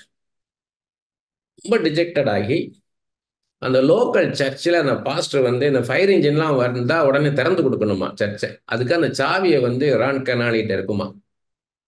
அந்த ஃபயர் இன்ஜின் வந்து அவை திறந்து கொடுக்கணும்னு இவர் போய் அந்த ஒரு ராத்திரி போய் கதவை திறந்து உள்ள பூட்டிடுறார். பூட்டிட்டு உள்ள போய் பியானோல உட்கார்றார். உட்காந்து ஆண்டவர் எவ்வளவு பாடல் அவருக்கு கொடுத்தாரோ அத்தனை பாடலையும் பாட ஆரம்பிக்கிறார். பியானோ வாசிச்சுட்டு பாட ஆரம்பிக்கிறாரு. கண்ணை மூடிடுறார். அதுக்கப்புறம் கண்ணை திறக்கவே இல்லைன்றார். கண்ணீரா வடியுது. நீர் கொடுத்தீர், இந்த பாடல்கள் எல்லாம் நீர் தான் எனக்கு கொடுத்தீர். ஆனா எந்த சபையும் ஏற்றுக்கொள்ளல, எந்த ரெக்கார்டிங் கம்பெனியும் ஏற்றுக்கொள்ளல. இது உமைக்கே நான் திருப்பி தர ஆண்டவரே, நீரே பெற்றுக்கொள்ளுன்னு சொல்லி ஐம் ரிட்டர்னிங் பேக்ன்றார். சொல்லி அழுதுகிட்டே பாடுறார். பாட பாட திடீர்னு ஒரு பயங்கரமான ஒரு பிரசன்னம் அந்த சபைக்குள்ள வந்து இறங்குறத பார்க்கிறார். இவர் கண்ணை திறக்கல. ஒரு பயங்கரமான ஒரு அபிஷேகம், ஆண்டவருடைய பிரசன்ஸ் அந்த சபை முழுக்க இறங்குறத பார்க்கிறார். சொல்றாரு, ஜீசஸ் வந்துட்டார்ன்றத நான் உணர்ந்தேன்றார். he came down. ஜீசஸ் இறங்கி வந்துட்டாரு, உட்கார்ந்து கேட்கிறாருன்னு, என் பாடல்களை கேட்கிறாருன்னு. அப்ப இவருக்குள்ள ஒரு உணர்வு வர ஆரம்பிச்சுதான். பாடிக்கிட்டே இருக்காராம், பாட்டை நிறுத்தலையா. ஜனங்க ஏற்றுக்கொள்ளல, சபைகள் ஏற்றுக்கொள்ளல, ரெக்கார்டிங் கம்பெனி எல்லாம் ஏற்றுக்கொள்ளல. ஆனா படைத்தவர், என்னை சிருஷ்டித்த தெய்வம் அதை கேட்கிறார், ஏற்றுக்கொண்டார்ன்ற அந்த திருப்தியில அப்படியே சாஷ்டாங்கமா போய் அந்த பலிபீடத்துல அந்த கார்பெட்ல குப்புற படுத்திருந்தார். பூரா அந்த கார்பெட் பூரா கண்ணீராயிருச்சு. அவ்வளவு அழுதாராம். ஏன்னா பயங்கரமான ஒரு டெலிவரன்ஸ் அவருக்குள்ள. விடுதலைன்னா அப்படி ஒரு விடுதலையா. அப்புறம் சொல்றாரு, அந்த அதுக்கு அடுத்ததுல இருந்து யார் யாரு பிரபலமான ஊழியக்காரங்களோ அவ்வளவு பேர் தேடி வந்தாங்களாம். என் சபையில வந்து நீ பிரைஸ் அண்ட் வர்ஷிப் பண்ணி கொடு, என் சபையில நீ ஆராதனையை நடத்தி கொடுன்னு சொல்லி அவர் சொல்றாரு. அவர் பேரெல்லாம் போறார். அதுலதான் டான் மோயின் வரார். டான் மோயின் அப்படிதான் வந்து என்னை அப்ரோச் பண்ணாரு. எங்கோ கொண்டு போயிட்டார் ஆண்டவர், மிக உயரத்து கொண்டு போயிட்டார். ஸோ அது ஒரு பிரேக் த்ரூ. ஸோ அது இயேசுவே இறங்கி வந்து அந்த பிரசன்னத்தை கொடுத்தார். அது மாதிரி நம்மளை கொண்டு பேசுவார். அதனாலதான் ஊழியத்தை சந்தோஷமா செய்யணும். நான் பேசுறது வந்து ஒவ்வொன்றும் தீர்க்க தரிசன வார்த்தை. தீர்க்க தரிசன வார்த்தைன்னு என்ன? ஆண்டவர் பேசுறது, ஆண்டவர் பேசுறது. அதனால மேலோட்டமா பேசிட்டு இருக்க கூடாது. உங்க ஜெபம் மேலோட்டமா இருக்கக்கூடாது. நீங்க பாடுற பாட்டு மேலோட்டமா இருக்கக்கூடாது. வெறும் உதட்டுல பாடிக்கிட்டு ஏதோ உதட்டுல ஒரு ஒரு மெசேஜை கொடுத்துக்கிட்டு இருக்கக்கூடாது. உங்க உள்ளத்தின் ஆழத்துல இருந்து, இருதயத்தின் ஆழத்துல இருந்து ஆழமான காரியங்களை பேசணும். அதான் சொல்றாரு, அவனுடைய இருதயத்தின் அந்தரங்களும் வெளியரங்கமாகும். நான் அவனுக்குள்ள இருக்கிற பொக்கிஷம் என்ன, ரெனான் கனாலிக்குள்ள இருக்கிற பொக்கிஷத்தை ஆண்டவர் காமிச்சு கொடுத்தார். அந்த உங்களுக்குள்ள இருக்கிற பொக்கிஷம் என்ன, உங்களுக்கு என்ன தாளந்துகள் ஆண்டவர் கொடுத்திருக்கிறார், என்ன கிருபி உங்க மேல வச்சிருக்கிறார், அதை உணரணும். அதை உணரணும். தாவீதை குறிச்சு சொல்றாரு. அதுல அவருக்கு இன்ஸ்பிரேஷன் வந்து டேவிடை பத்தி சொல்றாரு. டேவிடை ஏன் ஆண்டவர் விரும்பினார், ஏன் விரும்பினார், ஏன் ஒரு ஆடு மேய்க்கிற டேவிடை கொண்டாந்து ஏன் அவ்வளவு ஒரு உயர்ந்த ஸ்தானத்துல உட்கார வச்சாருன்னா, டேவிட் வந்து ஆண்டவர் அதிகமாக நேசிச்சதை ஆண்டவர் பார்த்தார். டேவிட் ஆண்டவரை நேசிச்சதை பார்த்தார். எங்கேயோ ஒரு இடத்துல ஆடு மேய்ச்சிக்கிட்டு இருந்தார். இத்தனைக்கும் ஆஃப்டர் தட் அனாயிட்டிங், சாமுவேல் வந்து அனாயிட் பண்ணிட்டாரு. அடுத்த ராஜா நீதான் ராஜரீக அபிஷேகம் பண்ணின பிறகும் ஆடு மேய்ச்சிட்டு இருக்கிறாரு. போய் ஆண்டவரை நேசிக்கிறார். நம்ம வந்து இன்னும் நீ ஆண்டவர் ஏன் உயர்த்த மாட்டேங்கிறார், ஏன் நான் இன்னும் கஷ்டப்படுறேன்னு. அப்ப தாவீதை யோசித்து பாருங்க. தாவீது அப்படி ஒரு கம்ப்ளைண்ட் பண்ணிட்டு இருந்தானே, அப்படி இருக்கேன், என்ன ஆண்டவரே நான் பேசாம ஆடு மேய்ச்சிக்கிட்டு இருப்பேன், என்னை வந்து நீ தான் அடுத்த ராஜான்னு சொல்லிட்டு பிசாசை விரட்டணும்னா என்ன ஆகும்? சவுலுக்குள்ள அந்த பிசாசை விரட்டி திரும்ப ஆடு மேய்க்க வந்துட்டார். கோலியாத்தை அடிக்கும் போது ஒரு போய் நான் கோலியாத்தை நான் எதிர்த்து நிக்கிறேன், நான் போறேன், நான் சிங்கத்தை வந்து சிங்கத்தையும் கரடியும் நான் வந்து கிழிச்சு போட்டிருக்கிறேன், நான் அது மாதிரி இந்த கோலியாத்தை அடிப்பேன்னு சொல்லும் போது சவுல் வந்து அப்னேர்கிட்ட கேட்கறான், சேனாபதி யாருன்றான். நான் அப்னேர் இடத்துல உன்னை பிசாசை வந்தாண்டா விரட்டினான் இருப்பேன். அவன் சொல்றான் எனக்கும் தெரியலன்றான், பிள்ளையாண்டான் யாரு தெரியலன்றான், நன்றி மறந்தது. ஆனாலும் பாருங்க, தாவீதுக்கு ஆண்டவர் மேல ஜீவனுள்ள தேவனை நிந்திக்கிறதுக்கு இவன் யாருன்ட்டு வந்து நிக்கிறாரு. ஆண்டவர் மேல உள்ள தாகம், உங்களுக்கு ஆண்டவர் மேல எவ்வளவு தாகம் இருக்கு, எவ்வளவு வாஞ்சை இருக்கு ஆண்டவர் மேல. ஊழியம்லாம் செகண்டரி, மூணாவது இடத்துலதான் இருக்கு ஊழியம் எல்லாம். முதல்ல ஆண்டவருக்கும் நமக்குள்ள உறவு, நம்மளுடைய ஜபம், நம்மளுடைய வேத தியானம், நம்மளுடைய ஆராதனை, நம்ம பர்சனல் ரிலேஷன் வித் காட், அதான் ஃபர்ஸ்ட். ரெண்டாவது குடும்பம், நல்ல புருஷனாக நல்ல தகப்பனாக இருக்கணும். மூணாவது தான் ஊழியம். ஆண்டவர் நமக்கு உள்ள உறவு எப்படி இருக்குது, நாம நிதானிக்கணும். அப்ப மற்றவனுக்கு புரோஜனமா இருக்கிறதுக்கு தீர்க்க தரிசனம் வேணும்ன்றாரு. அதுக்குத்தான் சொல்றாரு பாருங்க. அதுக்கு அந்த அந்த அதுவும் எப்படி இருக்கணும்ன்றாரு, அதையும் பார்த்துருவோம் நம்ம. 26வது வசனத்துல இருந்து, நீங்கள் கூடி வந்திருக்கிறது போது உங்களில் ஒருவன் சங்கீதம் பாடுகிறான், ஒருவன் போதகம் பண்ணுகிறான், ஒருவன் அந்நிய பாஷைகளை பேசுகிறான், ஒருவன் ரகசியத்தை வெளிப்படுத்துகிறான், ஒருவன் வியாக்கியானம் பண்ணுகிறான். சகோதரே இது என்ன? சகலமும் பக்தி விருத்திக்கு ஏதுவாக செய்யப்பட கடவுதுன்றார். ஒவ்வொருத்தரும் ஒவ்வொன்று செய்யறாங்க. ஒருத்தன் அந்நிய பாஷை பேசுறான், ஒருத்தன் சங்கீதம் பாடுறான், ஒரு பாட்டு பாடுறான், ஒருத்தன் வந்து டீச் பண்றான், ஒருத்தன் வந்து அந்நிய பாஷையை வியாக்கியானம் பண்றான். எல்லாம் ஓகே, ஆனா இதெல்லாம் ஒரு ஆர்டர்லயே இருக்கணும்ன்றார். யாராவது அந்நிய பாஷையில பேசுறது உண்டானால் அது 2 பேர் மட்டில் அல்லது மிஞ்சினால் 3 பேர் மட்டில் அடங்கவும், அவர்கள் ஒவ்வொருவராய் பேசவும், ஒருவன் அர்த்தத்தையும் சொல்ல வேண்டும். எல்லா ராபா லாகாதா ரோகோபோ ரீபா ராபா ராபான்னு பேசிட்டு இருந்தா ஒரு புரோஜனம் கிடையாதுன்றாரு. முதல்ல ஒருத்தர் டங்ஸ்ல பேசுறானா அதுக்கான வியாக்கியானத்தை அவ சொல்லணும், இல்லைன்னா மற்றவங்க சொல்லணும். அதை அந்த வரம் உள்ளவங்க அந்த அந்நிய பாஷையை வியாக்கியானம் பண்ணும் வரம் உள்ளவன் அவன் வந்து இது ஆண்டவர் என்ன பேசுகிறாரோ அவன் வந்து அந்த சபையில இருக்கிற மொழி, அவங்க தெலுங்கு பேசுறவனா தெலுங்குல, மலையாளம் பேசுறவனா மலையாளத்துல, கன்னடத்துல பேசுனா கன்னடத்துல, ஹிந்தி பேசுறவன் தான் ஹிந்தியில அதை வியாக்கியானம் பண்ணணும். அப்படி முடிச்ச பிறகு அடுத்த அந்நிய பாஷை பேசட்டும். அதுக்குன்னு எல்லாருமே அந்நிய பாஷை பேசிட்டு இருக்காத, ஒரு 2 பேர் 3 பேர் பேசு போதும்ன்றார். அவர்களோ அர்த்தம் சொல்லுகிறவன் இல்லாவிட்டால், அந்த அந்நிய பாஷைக்கு அர்த்தம் சொல்லுகிறவன் இல்லாவிட்டால் சபையிலே பேசாமல் தனக்கும் தேவனுக்கும் தெரிய பேச கடவன்றார். நீ அப்படியே அந்நிய பாஷை பேசி உனக்கு விளக்கம் சொல்ல தெரியல, தமிழ்லையோ இங்கிலீஷ்லயோ அவங்க அங்க இருக்கிற மொழியில சொல்ல தெரியலனா வீட்டுல பேசு, அங்க வந்து பேசிட்டு இருக்காதன்றாரு. நமக்குள்ளேயே பேசலாம், அது வேற. வாய் விட்டு சொல்லும் போது, மற்றவன் காதுபட சொல்லும் போது அதுக்கு விளக்கத்தையும் சொல்லிடணும்ன்றாரு. தீர்க்க தரிசிகள், இப்ப தீர்க்க தரிசனம் சொல்றவங்க கொண்டார். தீர்க்க தரிசிகள் 2 பேராவது 3 பேராவது பேசலாம், மற்றவர்கள் நிதானிக்கிறார்கள். 2 பேர் 3 பேர் பேசு ப்ராஃபஸி சொல்றா இருந்தா நிறைய பேர் என்ன ஆகும் கேட்டீங்கன்னா, அப்படியே ஆராதனை நடந்துகிட்டே இருக்கும்.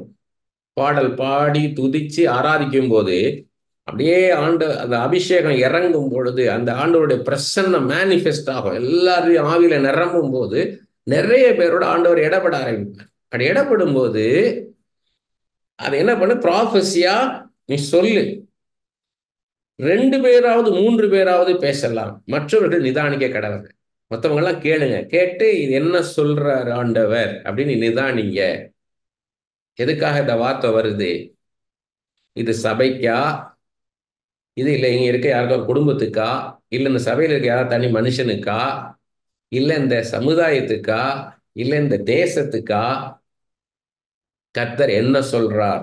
எதற்காக சொல்லுகிறார்னு நிதானிங்கன்றாரு.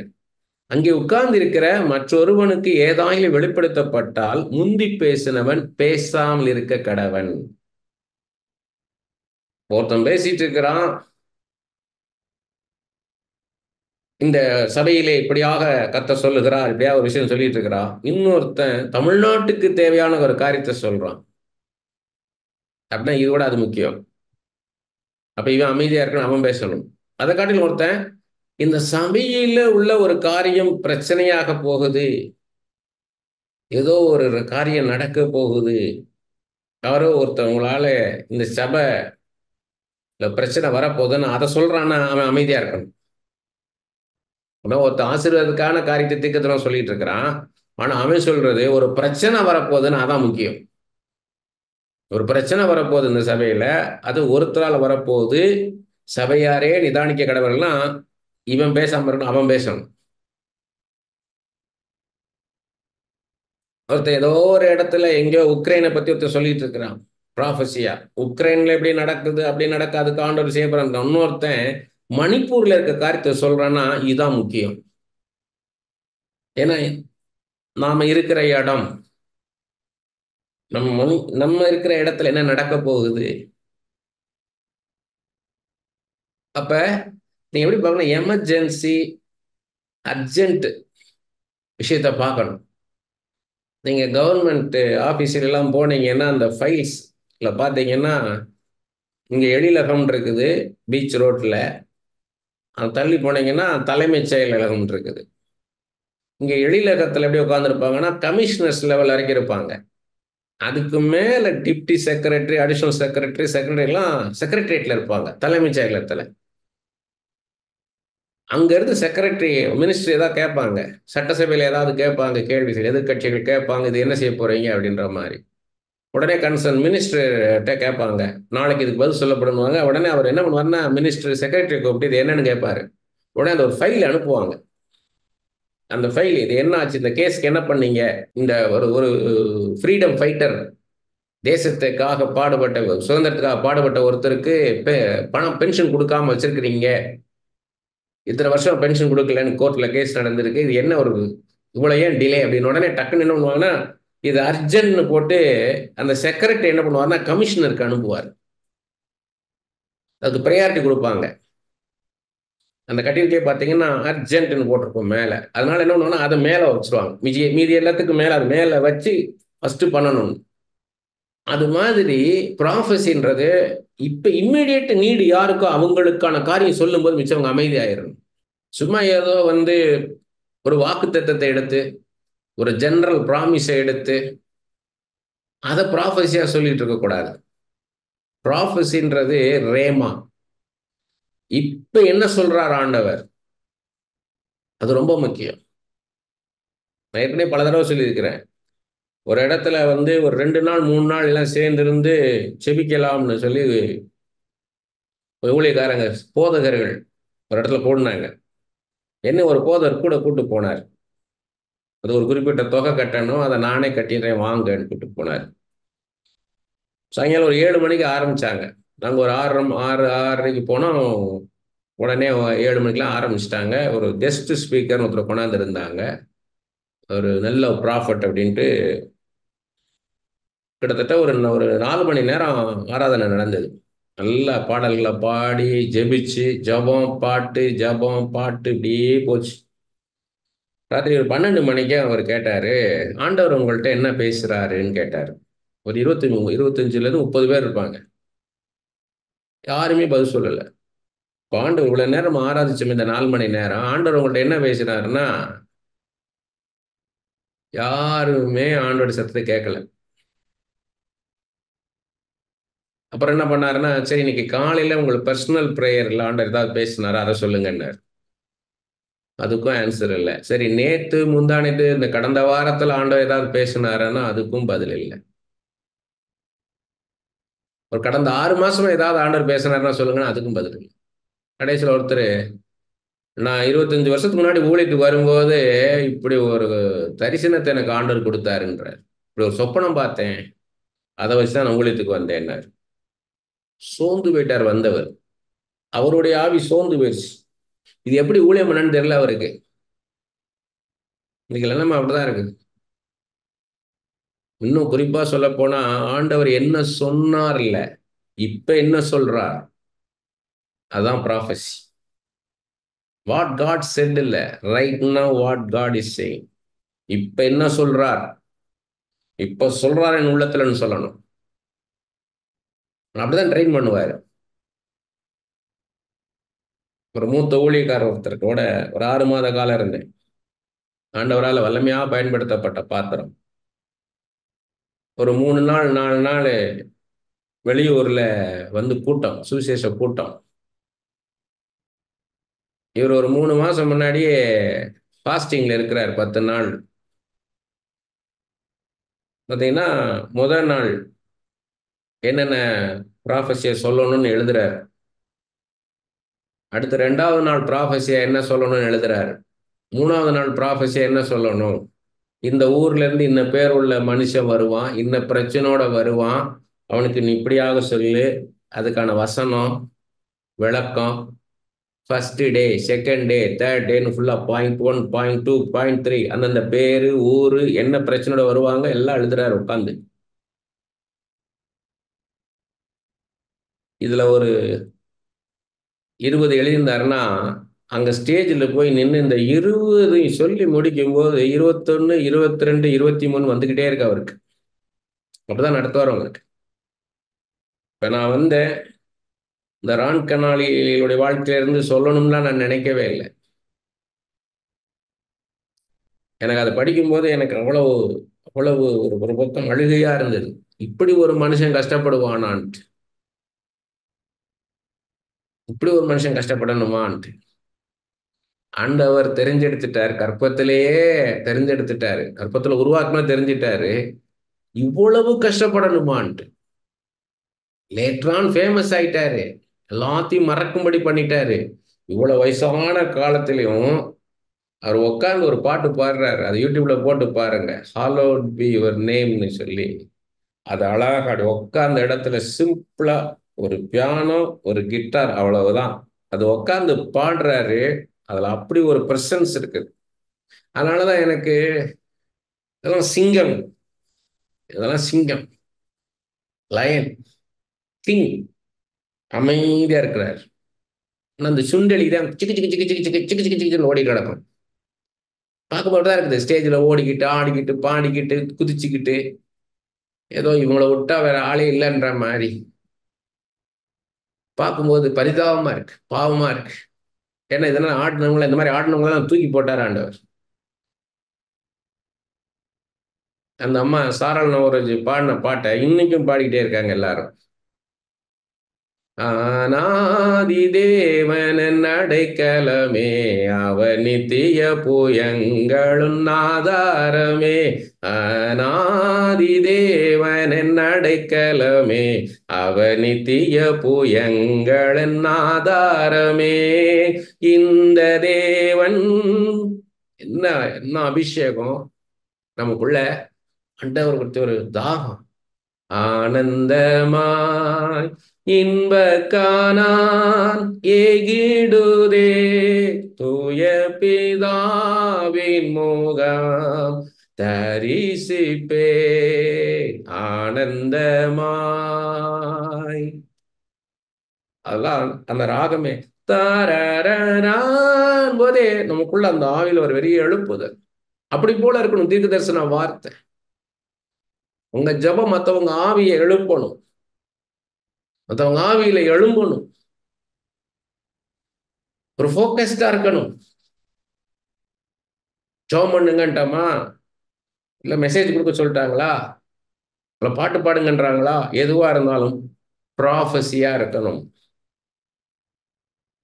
அந்த இருதயத்துக்கு ஏற்ற, அந்த சமயத்துக்கு ஏற்ற, அந்த சூழ்நிலைக்கு ஏற்ற வார்த்தை உங்கள்ட்ட இருந்து வரணும். பாருங்க 31வது வசனம், எல்லாரும் கற்கிறதற்கும் எல்லாரும் தேறுகிறதற்கும் நீங்கள் அனைவரும் ஒவ்வொரு ஊராய் தீர்க்க தரிசனம் சொல்லலாம். எல்லாருமே அவங்க ஆவியில வளரணும், தேரணும், கற்றுக்கொள்ளணும். நம்ம ஒரு ஒரு விளக்கத்தை சொல்லக்கூடாது. இந்த கொரோனா ஏன் வந்தது தெரியுமா? ஏன் இந்த லாக்டவுன் வந்தது தெரியுமா? இவங்களாம் ஒரு விளக்கம். கர்த்தர் சொன்னாரா? கர்த்தர் சொன்னார்னா எல்லாருக்குள்ள எப்படி இருக்கணும்? எஸ், எஸ், எஸ், ஆமேன், ஆமேன்னு சொல்லணும். நம்ம உள்ள yes, correct, yes, it is right. அவர் ரான் கனாலி வந்து ஒரு இதுல சொல்றாரு, ஒருத்தன் ஒரு அப்பா மகன் இருக்கிறாங்க. அந்த மகன் வந்து நல்லது செய்யறான், இட்ஸ் குட் திங். ஆனா ரைட் திங் என்னன்னா, அவங்க அப்பா சொல்றதை செய்யறதா ரைட் திங்ன்ற. நம்ம எல்லாம் குட் திங் பண்ணிட்டு இருக்கிறோம், ரைட் திங் கிடையாது. நல்ல விஷயம் பண்றோம், ஆனா சரியானது கிடையாது. நம்ம பரம தகப்பன் என்ன சொன்னாரோ அதை செய்யறது தான் சரியானது. நானாக ஒரு நல்ல காரியத்தை செய்யறது தேவ சித்தமாகிறாது. அதான் ஊழியம் செய்யறதுக்கும் தேவ சித்தத்தை கேட்டு செய்யுங்கன்றாரு. ஆண்டவர் ஊழியம், அவர் தான் தீர்க்கதரிசி. அவர் ஜனங்கள்கிட்ட பேசணும். இதை நான் எவ்வளவு ஏன் இந்த மாதிரிலாம் எனக்கு ஒவ்வொரு வசனமா அப்படிலாம் எடுத்துட்டு போகலாம் எனக்கு விருப்பம் கிடையாது. எனக்கு வந்து இந்த டோட்டல் பிக்சர் என்ன, இதுல சென்டர் பாயிண்ட் என்ன, what we have to catch, அதை மட்டும் சொல்லிட்டு போயிட்டே இருக்கணும்ன்றதா எனக்கு என்ன. அடுத்தடுத்த காரியங்கள்ட்ட போயிட்டே இருக்கணும்னு. ஆனா since it is his ministry, he wants to explain each and every sentence, every word from this chapter. அதனால தான் நான் அதில் நின்றுட்டு இருக்கேன். நான் எனக்கு அடுத்ததுல போயிடணுமேன் இருக்கு, டிராவல் ஆகணுமேன் இருக்குது. அடுத்தடுத்து வசனங்கள் எழுதி வச்சிருக்கேன். நான் எப்ப அதுக்குள்ள போறது, எப்ப அதுக்குள்ள போறதுன்றதான் நான் தவிச்சுக்கிட்டு இருக்கேன் நான். ஆனா ஆண்டவர் என்னை பிடிச்சு நிறுத்தி இதை பேசு, இதை செய்யின்றார். நாம் நேராக போய் 12th போய் நின்று 12th ஸ்டாண்டர்ட் பிள்ளைகளை போய் நடத்திடுவோம். காலேஜ் இருக்கிற பசங்களுக்கு போய் நடத்திடலான்னு நினைக்கிறேன். எனக்கு 8ஆம் கிளாஸ்ல போய் நின்று உங்கள்கிட்ட பேசுது, உங்கள்கிட்ட பேசு. அப்ப இங்க என்ன நான் பாக்குறேன்னா, இது 8ஆம் கிளாஸ் நினைக்கல, இவங்களை அங்க கொண்டு போகணும், இவங்களை ப்ரொமோட் பண்ணணும். இன்னைக்கு தீர்க்க தரிசனங்களை கேட்கும் போதெல்லாம் துக்கமா இருக்கு. ஜெனரல் ப்ராமிஸை எடுத்து அதை வந்து ப்ராஃபஸியா சொல்லிக்கிட்டு இருக்கிறாங்க. பாருங்க, சொல்றாரு பாருங்க 32வது, தீர்க்கதரிசிகளுடைய ஆவிகள் தீர்க்கதரிசிகளுக்கு அடங்கி இருக்கிறது என்ற. நிறைய பேர் என்ன, ஆவியில் எழும்பிட்டேன் நான், ஆவியானவர் என்னை வந்து பேச வச்சுட்டாரு, எனக்குள்ள அவர் பேசுறாரு. அப்படிலாம் இல்லை, உங்களுக்குள்ள பேசுவாரு. அடுத்து உங்களை இதை சொல்லு, இன்னென்ன காரியத்தை சொல்லு, இன்னென்ன காரியத்தை சொல்லாதன்வார். அதுக்கு தான் ஞானத்தை போதிக்கும் வசனன்ற வரம். உங்களுக்கு அறிவு குணத்து வசனத்தை எல்லாத்தையும் வெளிப்படுத்தினாலும், ஞானத்தை போதிக்கும் வசனத்துல இதை சொல்லு, இன்னென்ன காரியத்தை இப்படி சொல்லு, இதை சொல்லு, இப்படி சொல்லு, இதை சொல்லாதன்வார். முழுக்க முழுக்க அவர் கண்ட்ரோல்ல இருக்கிறது. அதான் சொல்றாரு, நீ வந்து உனக்கு அடங்கலன்னு சொல்லாத, நான் உன்கிட்ட பேசினாலும் அதை சொல்லலாமான்னு என்கிட்ட கேளு, அதுக்கப்புறம் சொல்லு. தீர்க்கதரிசிகளுடைய ஆவிகள் தீர்க்கதரிசிகளுக்கு அடங்கியிருக்கிறதே. தேவன் கலகத்திற்கு தேவனாயிராமல் சமாதானத்துக்கு தேவனாயிருக்கிறார். கரெக்ட். ஏன்னு சொல்றாரு பாருங்க, அந்த இடத்துல சமாதான குறைச்சல் உண்டாகும்னா அதை நீ ப்ராஃபஸியா சொல்லாத. நான் உனக்கு சொல்லுவேன், ரகசியத்தை வெளிப்படுத்துவேன். ஆனா நீ என்ன பண்ணு, அதை சபைக்கு முன்னாடி சொல்லாத. கலகத்துக்கு தேவனாயிராமல், அங்க வந்து கலகத்தை உண்டாக்கிடக்கூடாது, சமாதானமா இருக்கணும். பரிசுத்தவான்களுடைய சபைகள் எல்லாவற்றிலும் அப்படியே இருக்கிறது என்றார்.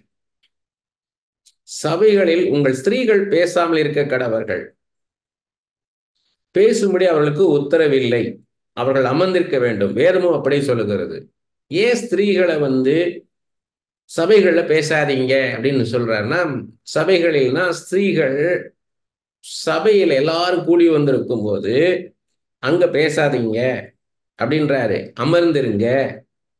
வேதம் அப்படி சொல்லுகிறதுன்றாரு. என்னன்னு அடுத்து சொல்றாரு பாருங்க, அவர்கள் ஒரு காரியத்தை கற்றுக்கொள்ள விரும்பினால் வீட்டிலே தங்கள் புருஷரிடத்தில் விசாரிக்க கடவுள். இதை முதல்ல படிச்சு அதை படிச்சீங்கன்னா உங்களுக்கு புரியும். ஸ்திரீகள் ஒரு காரியத்தை கற்றுக்கொள்ள விரும்பினால் வீட்டிலே தங்கள் புருஷரிடத்தில் விசாரிக்க கடவர்கள். ஸ்திரீகள் சபையிலே பேசுகிறது அயோக்கியமா இருக்குமே அப்படின்றாரு. அப்படின்னா என்னன்னா, புருஷனுக்கு அடங்கிற மனைவியா இருக்கணும்ன்றாரு. தலை வந்து புருஷன் தான், மனைவி வந்து சரீரம். அங்க வந்து என்ன பண்ணாத, அங்க வந்து ஆர்கியூ பண்ணாத, விவாதம் பண்ணாத. அப்படி பண்ணும்போது என்ன ஆகும்னா, இவளே புருஷனை மதிக்கல, மிச்சவங்களும் மதிக்க மாட்டாங்க. மதிக்க மாட்டாங்க. ஒரு பாட்டுல பிரபலமான ஒருத்தரை பார்க்க போனோம். நானும் ஒரு ஃப்ரெண்டும். ரொம்ப எளிமையா பாடுவாரு. அது பயங்கர ஃபேமஸ் ஆகும். எல்லா சர்ச்சிலையும் பாடுவாங்க. போய் பார்க்க போனா, ஒரு அம்மா வீட்டு வாசல்ல உட்காந்து பார்த்தா தெரியும். சரி, இவங்க தான் அவங்க ஒய்ஃப்ன்னு தெரியுது எங்களுக்கு. நாங்க போய் இன்னார பார்க்கணும். அதுவா அப்படின்றாங்க. உங்களுக்கு ஒரு மாதிரி ஆயிடுச்சு. அதுவாவாம். இல்லை எருமை மாட்டையா நாங்க கேட்டோம். இல்லை பசு மாட்டையா கேட்டோம். இல்லை ஆடை மாட்டையா கேட்டோம். ஒரு மனுஷன் அவரான்னு கேட்டிருக்கலாம். அதுவா அந்த பின்னாடி இருக்குதுன்னு. எப்படி இருக்கு யோசித்து பாருங்க. அந்த அம்மாவை மதிக்கல, அவ யாரு மதிப்பா? அதான் சொல்றாரு, வீட்டுல போய் உன் புருஷன்ட்ட இது என்ன காரியம், அது என்ன காரியம் சொல்லி அங்க அங்க போய் ஆர்கியூ பண்ணு. இது இந்த கொரிந்து சபைக்காக சொல்றாரு. அது இப்பவும் இருக்குன்றதுக்காக சொல்றாரு. சில பேர் பாத்தீங்கன்னா, சகோதரிகள் வந்து இப்ப ரொம்ப அபிஷேகத்திலையும் வேத வாசிப்புலையும் ஆவிக்குரிய காரியங்களை அறிந்து கொள்வதிலும் பெரிய ஆளுன்னு சொல்லி புருஷனை மட்டமா நினைப்பாங்க. அவர் வந்து ஜபிக்காதவர் யாருன்னு கேட்டீங்கன்னா புருஷன் தான். பைபிள் யாரு படிக்காதன்னா புருஷன் தான். ஆண்டவரை பாட்டா பாடி ஆராதிக்கும் ஆராதனா புருஷன் தான்வாங்க. உங்க புருஷன்மார்களும் அடங்கி இருப்பாங்க. எல்லா சர்ச்சிலையும் பாருங்க, ஒரு ஒரு 80 பேர் லேடிஸ் இருந்தாங்கன்னா ஒரு 10 பேர் தான் ஜென்ஸ் இருப்பாங்க. 1000 பேர் இருக்க சபையில பார்த்தீங்கன்னா 800 பேர் லேடிஸ் இருப்பாங்க, 200 பேர் தான் ஜென்ஸ் இருப்பாங்க. நம்ம இன்னொன்று உடனே கணக்கு பண்ணிடுவாங்க, இவங்க தான் நல்லா ஜெபிக்கிறவங்க. இல்ல, அவங்க வேலைக்கு போயிட்டாங்க. வேலைக்கு போனவங்க அவங்க இங்க வந்து உட்காந்தானே, அப்புறம் வேலைக்கு யாரும் போறது? குடும்பத்துக்காக புத்தி உள்ள ஸ்திரீ வீட்டை கட்டுவாள்னு இருக்குது. அப்ப ஸ்திரீகள் வந்து ஜெபத்தில் குடும்பத்தை நடத்தணும், தாங்கணும். கர்த்தர் மேல கண்மலையின் மீது வசனத்தின் மீது அந்த குடும்பத்தை கட்டணும். சகோதரர்கள் போய் வேலை பார்க்கணும். அவங்க தனி ஜெபம் பண்றாங்களா? அதுதான் முக்கியம். அவங்க தனியா ஜெபிக்கிறாங்களா? அவங்க தனியா வேதத்தை தியானிக்கிறாங்களா? அவங்க நல்ல பாடலை பாடி ஆராதிக்கிறாங்களா? புருஷன்மார்கள், அதான் முக்கியம். அதான் சொல்றாரு, நீ அவங்க முன்னாடி ஆர்கியூ பண்ணாத. In front of others don't argue with your husband in the church, இந்த கேதரிங், இந்த பப்ளிக் வர்ஷிப்ன்றார். தேவ வசனம் உங்களிடத்திலிருந்தா புறப்பட்டது, அது உங்களிடத்திற்கு மாத்திரமா வந்ததுன்றாரு. ஸ்திரீகளை பார்த்து சொல்றாரு, உங்களுக்கு மட்டுமா வந்தது? எல்லாருக்கும் தான் ஆண்டவர் பேசுறாரு. ஒருவன் தன்னை தீர்க்கதரிசி என்றாவது ஆவியை பெற்றவன் என்றாவது எண்ணினால் நான் உங்களுக்கு எழுதுகிறவர்கள் கர்த்தருடைய கற்பனையில் என்று அவன் ஒத்துக்கொள்ள கடவன். இதெல்லாம் நான் சொல்லல, ஆண்டவர் தான் சொன்னார்ன்றத உங்களுக்கே தெரியும்ன்றார். நீங்களே நிதானிங்கன்றாரு. ஒருவன் அறியாதவனாய் இருந்தால் அவன் அறியாதவனா இருக்கட்டும், அப்படி உங்களுக்கு புரியல அது புரியாமல் இருக்கட்டும்ட்டார். எவ்வளவு ஸ்ட்ரிக்டா பேசுறாரு பாருங்க.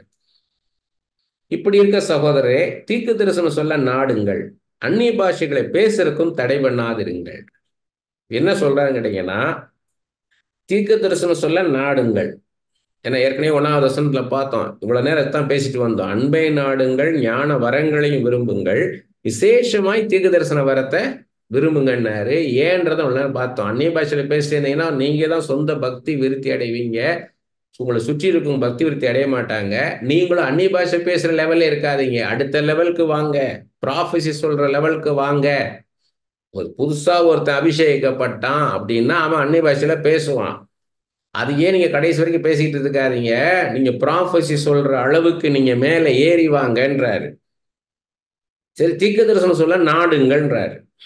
அந்நிய பாஷைகளை பேசுறதுக்கும் தடை பண்ணாதிருங்கள்னா, நான் ஏற்கனவே சொன்னதுதான், திரும்பவும் சொல்றேன். நான் இப்ப ப்ராஃபஸி சொல்றேன், அதுக்கான அந்நிய பாஷை பேசக்கூடாதா அப்படின்னா ஏன் பேசணும்னா, நான் தனிப்பட்ட விதத்தில் ஆண்டவரோட நெருங்கி இருக்க அந்நிய பாஷை நான் பேசணும். அந்நிய பாஷை பேச பேசதான் நான் ஆண்டவரோட நெருங்கி ஜீவிக்க முடியும். ஆண்டவர் என்னோட பேசுவார், நான் அதை கேட்டு நான் வளர முடியும், ஆண்டவரோட நெருங்கி இருக்க முடியும். அதனால இதை விட்டுறக்கூடாது. சகலமும் நல்லொழுக்கமாயும் கிரமமாய் செய்யப்பட கடவுது. எல்லாமே அதுக்கு எவ்வளோ ஒரு ஒரு போர்ட்போலியோன்னு ஒன்று இருக்குது, புரோட்டோகால்னு ஒன்று இருக்குது. போர்ட்போலியோன்னா அவங்கவுங்க என்னென்ன வேலை பார்க்கணும்னு, புரோட்டோகால்னா அதை எப்படி எப்படி செய்யணும்னு இருக்குது. அது மாதிரி எல்லாத்துக்குமே ஒரு ஒரு வரைமுறை இருக்குது, ஒரு திட்டம் வேணும்ன்றாரு. திட்டம் இல்லாம போகாதீங்க, பண்ணாதீங்கன்றாரு. அது அடுத்து ஆமோஸ் 3ஆம் அதிகாரத்துல சொல்றாரு பாருங்க. 7, 8 வசனங்கள்ல கர்த்தராகிய ஆண்டவர் தீர்க்கதரிசியா தம்முடைய ஊழியக்காரருக்கு தமது ரகசியத்தை வெளிப்படுத்தாமல் ஒரு காரியத்தையும் செய்யார். ஆண்டவர் உங்களுக்கு தீர்க்க தரிசனம் சொல்லும் வரத்தை கொடுத்துட்டாருன்னா, உங்கள்கிட்ட பேசினார்னாலே நீங்க தீர்க்கதரிசி ஆயிட்டீங்கன்னு அர்த்தம். உங்களோட ஆண்டவர் பேசி இப்படி சொல்லு, இப்படி சொல்லு, இந்த காரியம் இப்படித்தான் செய்ய போறேன், இப்படித்தான் செய்ய போறேன்னு உங்களோட பேச ஆரம்பிச்சிட்டாருனாலே you are a prophet. when you started to hearing God's voice, that moment you became a prophet. ஆண்டவங்களோட பேச ஆரம்பிச்சிட்டாருனாலே அது ஒரு சில பேருக்கு என்ன ஆகும்னா, ஹியர் அண்ட் தேவர் அப்படி பேசுவாரு. ஒரு விண்மணி பூச்சி மாதிரி இங்கே அங்கன்னு சில விஷயங்கள் பேசுவாரு. உடனே நீங்க அப்செட் ஆயிடாதீங்க. இதுதான் பிகினிங். ஒரு விஷயத்த பேசுவாரு, அடுத்த விஷயத்த சொல்ல மாட்டார். அது உங்களுக்கு கம்யூனிகேஷன் கிடைக்காது. அப்ப என்ன தொடர்ந்து நீங்க ஜெபிச்சுக்கிட்டே இருக்கணும். அப்ப ஒரு விஷயம் பேசுறது அப்படின்றது 2 விஷயம் பேச ஆரம்பிப்பார். அடுத்து 3 விஷயம், 4 விஷயம் அப்படியே பேச ஆரம்பிப்பார். அதுக்கப்புறம் பார்த்தீங்கன்னா, முதல்ல எங்கேயோ ஒரு பஞ்சாப்ல நடக்கிற ஒரு காரியத்தை பேசுறாருன்னு வைங்க. அடுத்து கன்னியாகுமரியில் நடக்கிற காரியத்தை பேசும்போது இடையில எவ்வளவோ ஏரியாக்கள் இருக்கு, இதெல்லாம் பேசலையே அப்படின்னு இருக்கும்.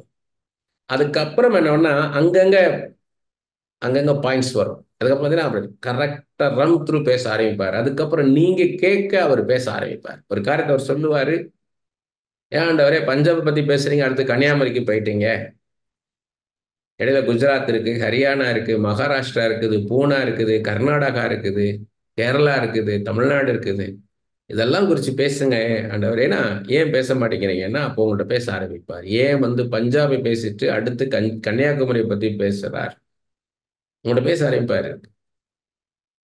மணிப்பூரை பத்தி பேசாம ஹமாஸை பத்தி ஏன் பேசுறீங்க ஆண்டவரே, ஏன் ஹமாஸை சீக்கிரமா ஒரு முடிவுக்கு கொண்டு வராம இருக்கிறீங்க அப்படின்னா நீங்க அறியாத காரியத்தை உங்கள்கிட்ட பேசுவார்.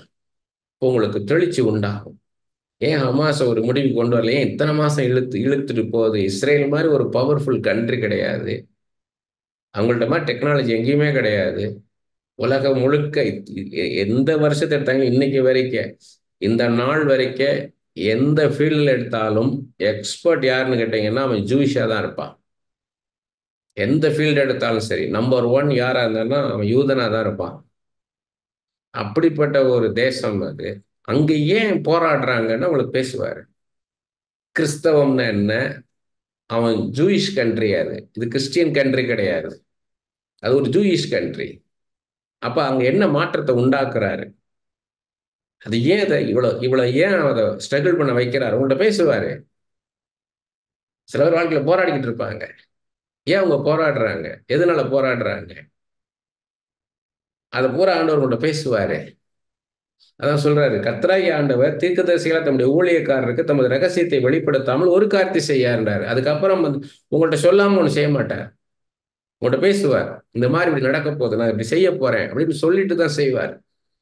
சிங்கம் கெர்ச்சிக்கிறது, யார் பயப்படாதிருப்பான், கர்த்தராகிய ஆண்டவர் பேசுகிறார், யார் தீர்க்க தரிசனம் சொல்லாதிருப்பான்.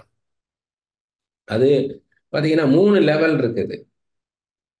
Spirit of prophecy, gift of prophecy, office of the prophet இருக்கு. பார்த்தீங்கன்னா வெளிப்படுத்தின விசேஷத்துல பார்க்கிறோம், இயேசு கிறிஸ்துவ பத்தின சாட்சி தீர்க்க தரிசனத்தின் ஆவியா இருக்கிறதுன்னு பார்க்கிறோம். வெளிப்படுத்தின விசேஷம் 19ஆம் அதிகாரம் 10வது வசனத்துல, the testimony of Jesus is the spirit of prophecy. இதான் ஆரம்ப லெவல். ஆண்டவரை குறிச்ச சாட்சிகள் வரும். ஆண்டவர் அந்த அற்புதம் செய்தார் அல்லவா,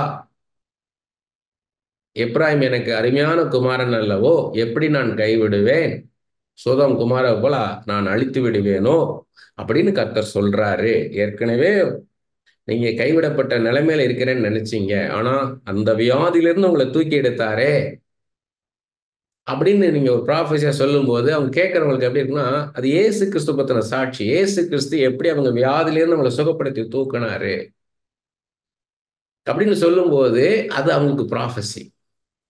இப்ப அப்படி காப்பாத்தணும், இப்ப காப்பாற்ற மாட்டாரா அப்படின்னுட்டு. இதுதான் ஒரு பேசிக் லெவல். இயேசு என்ன செய்தார்னு சொல்றது, டெஸ்டிமனி அபவுட் ஜீசஸ் கிரைஸ்ட். இது ஒரு ஸ்பிரிட் ஆஃப் ப்ராஃபஸி. இதுக்கு அடுத்த லெவல் கிஃப்டா ஆப்ரேட் ஆகும்.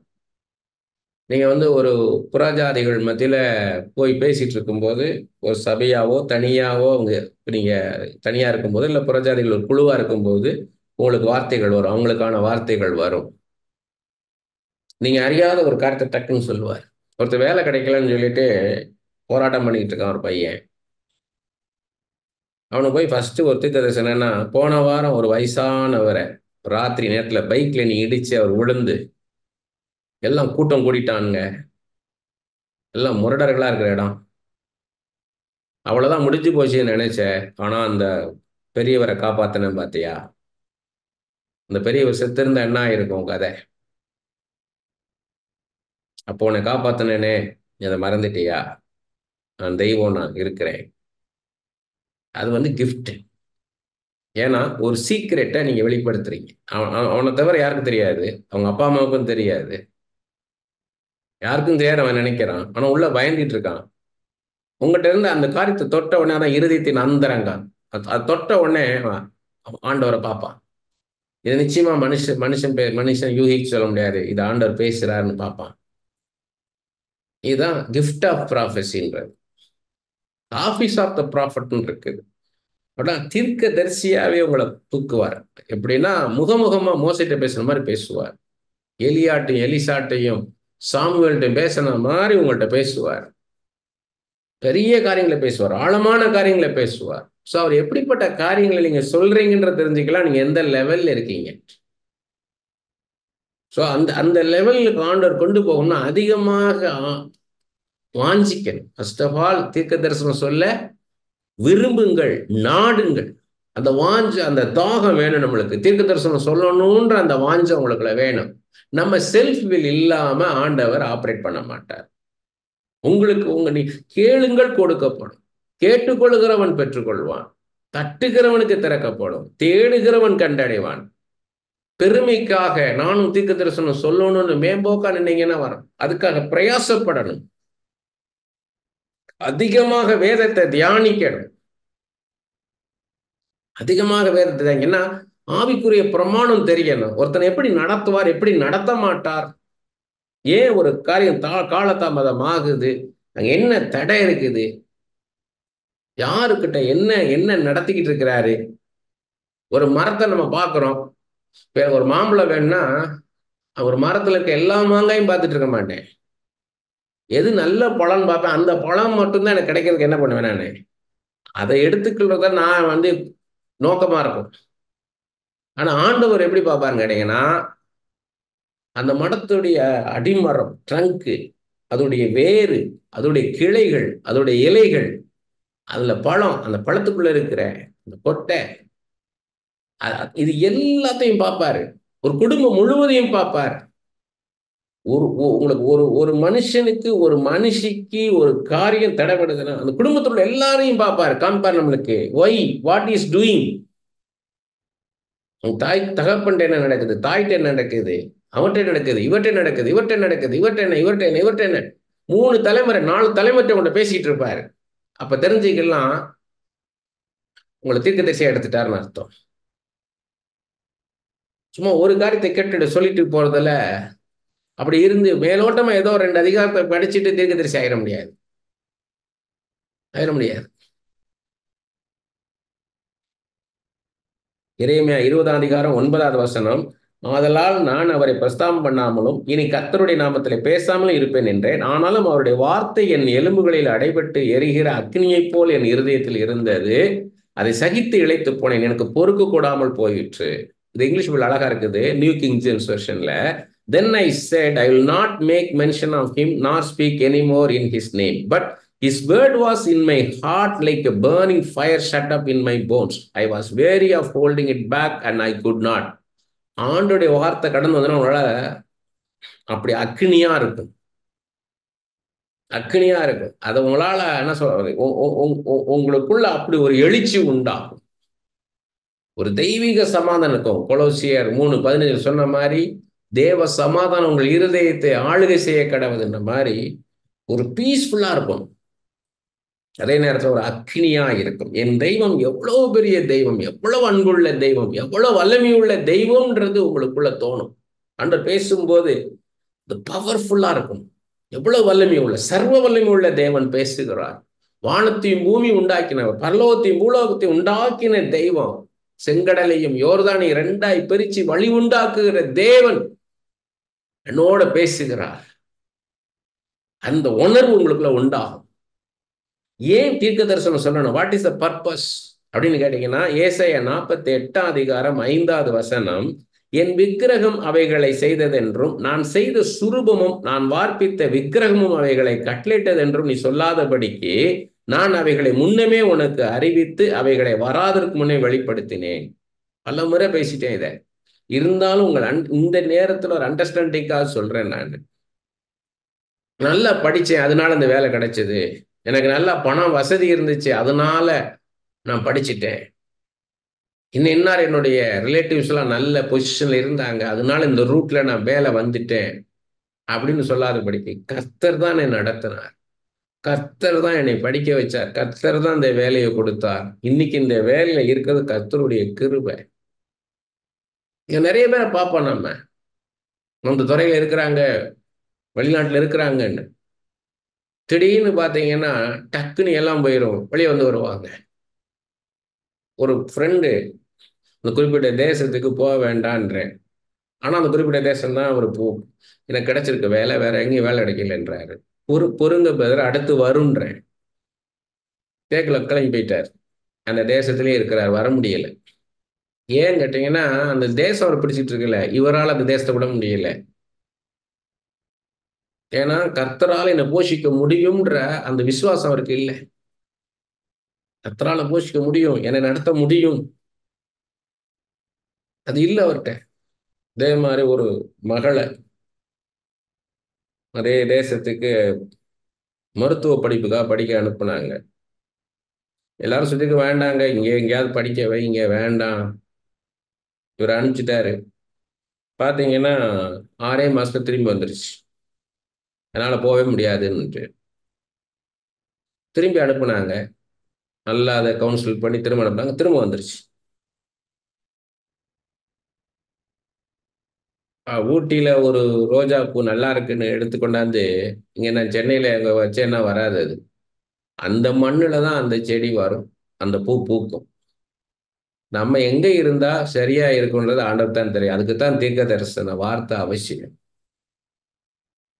என்னைய இந்தியால, தமிழ்நாட்டுல, இந்த சென்னை பட்டணத்துல வச்சிருக்கிறாரு ஆண்டவர்னா அது ஒரு நோக்கம் உண்டு.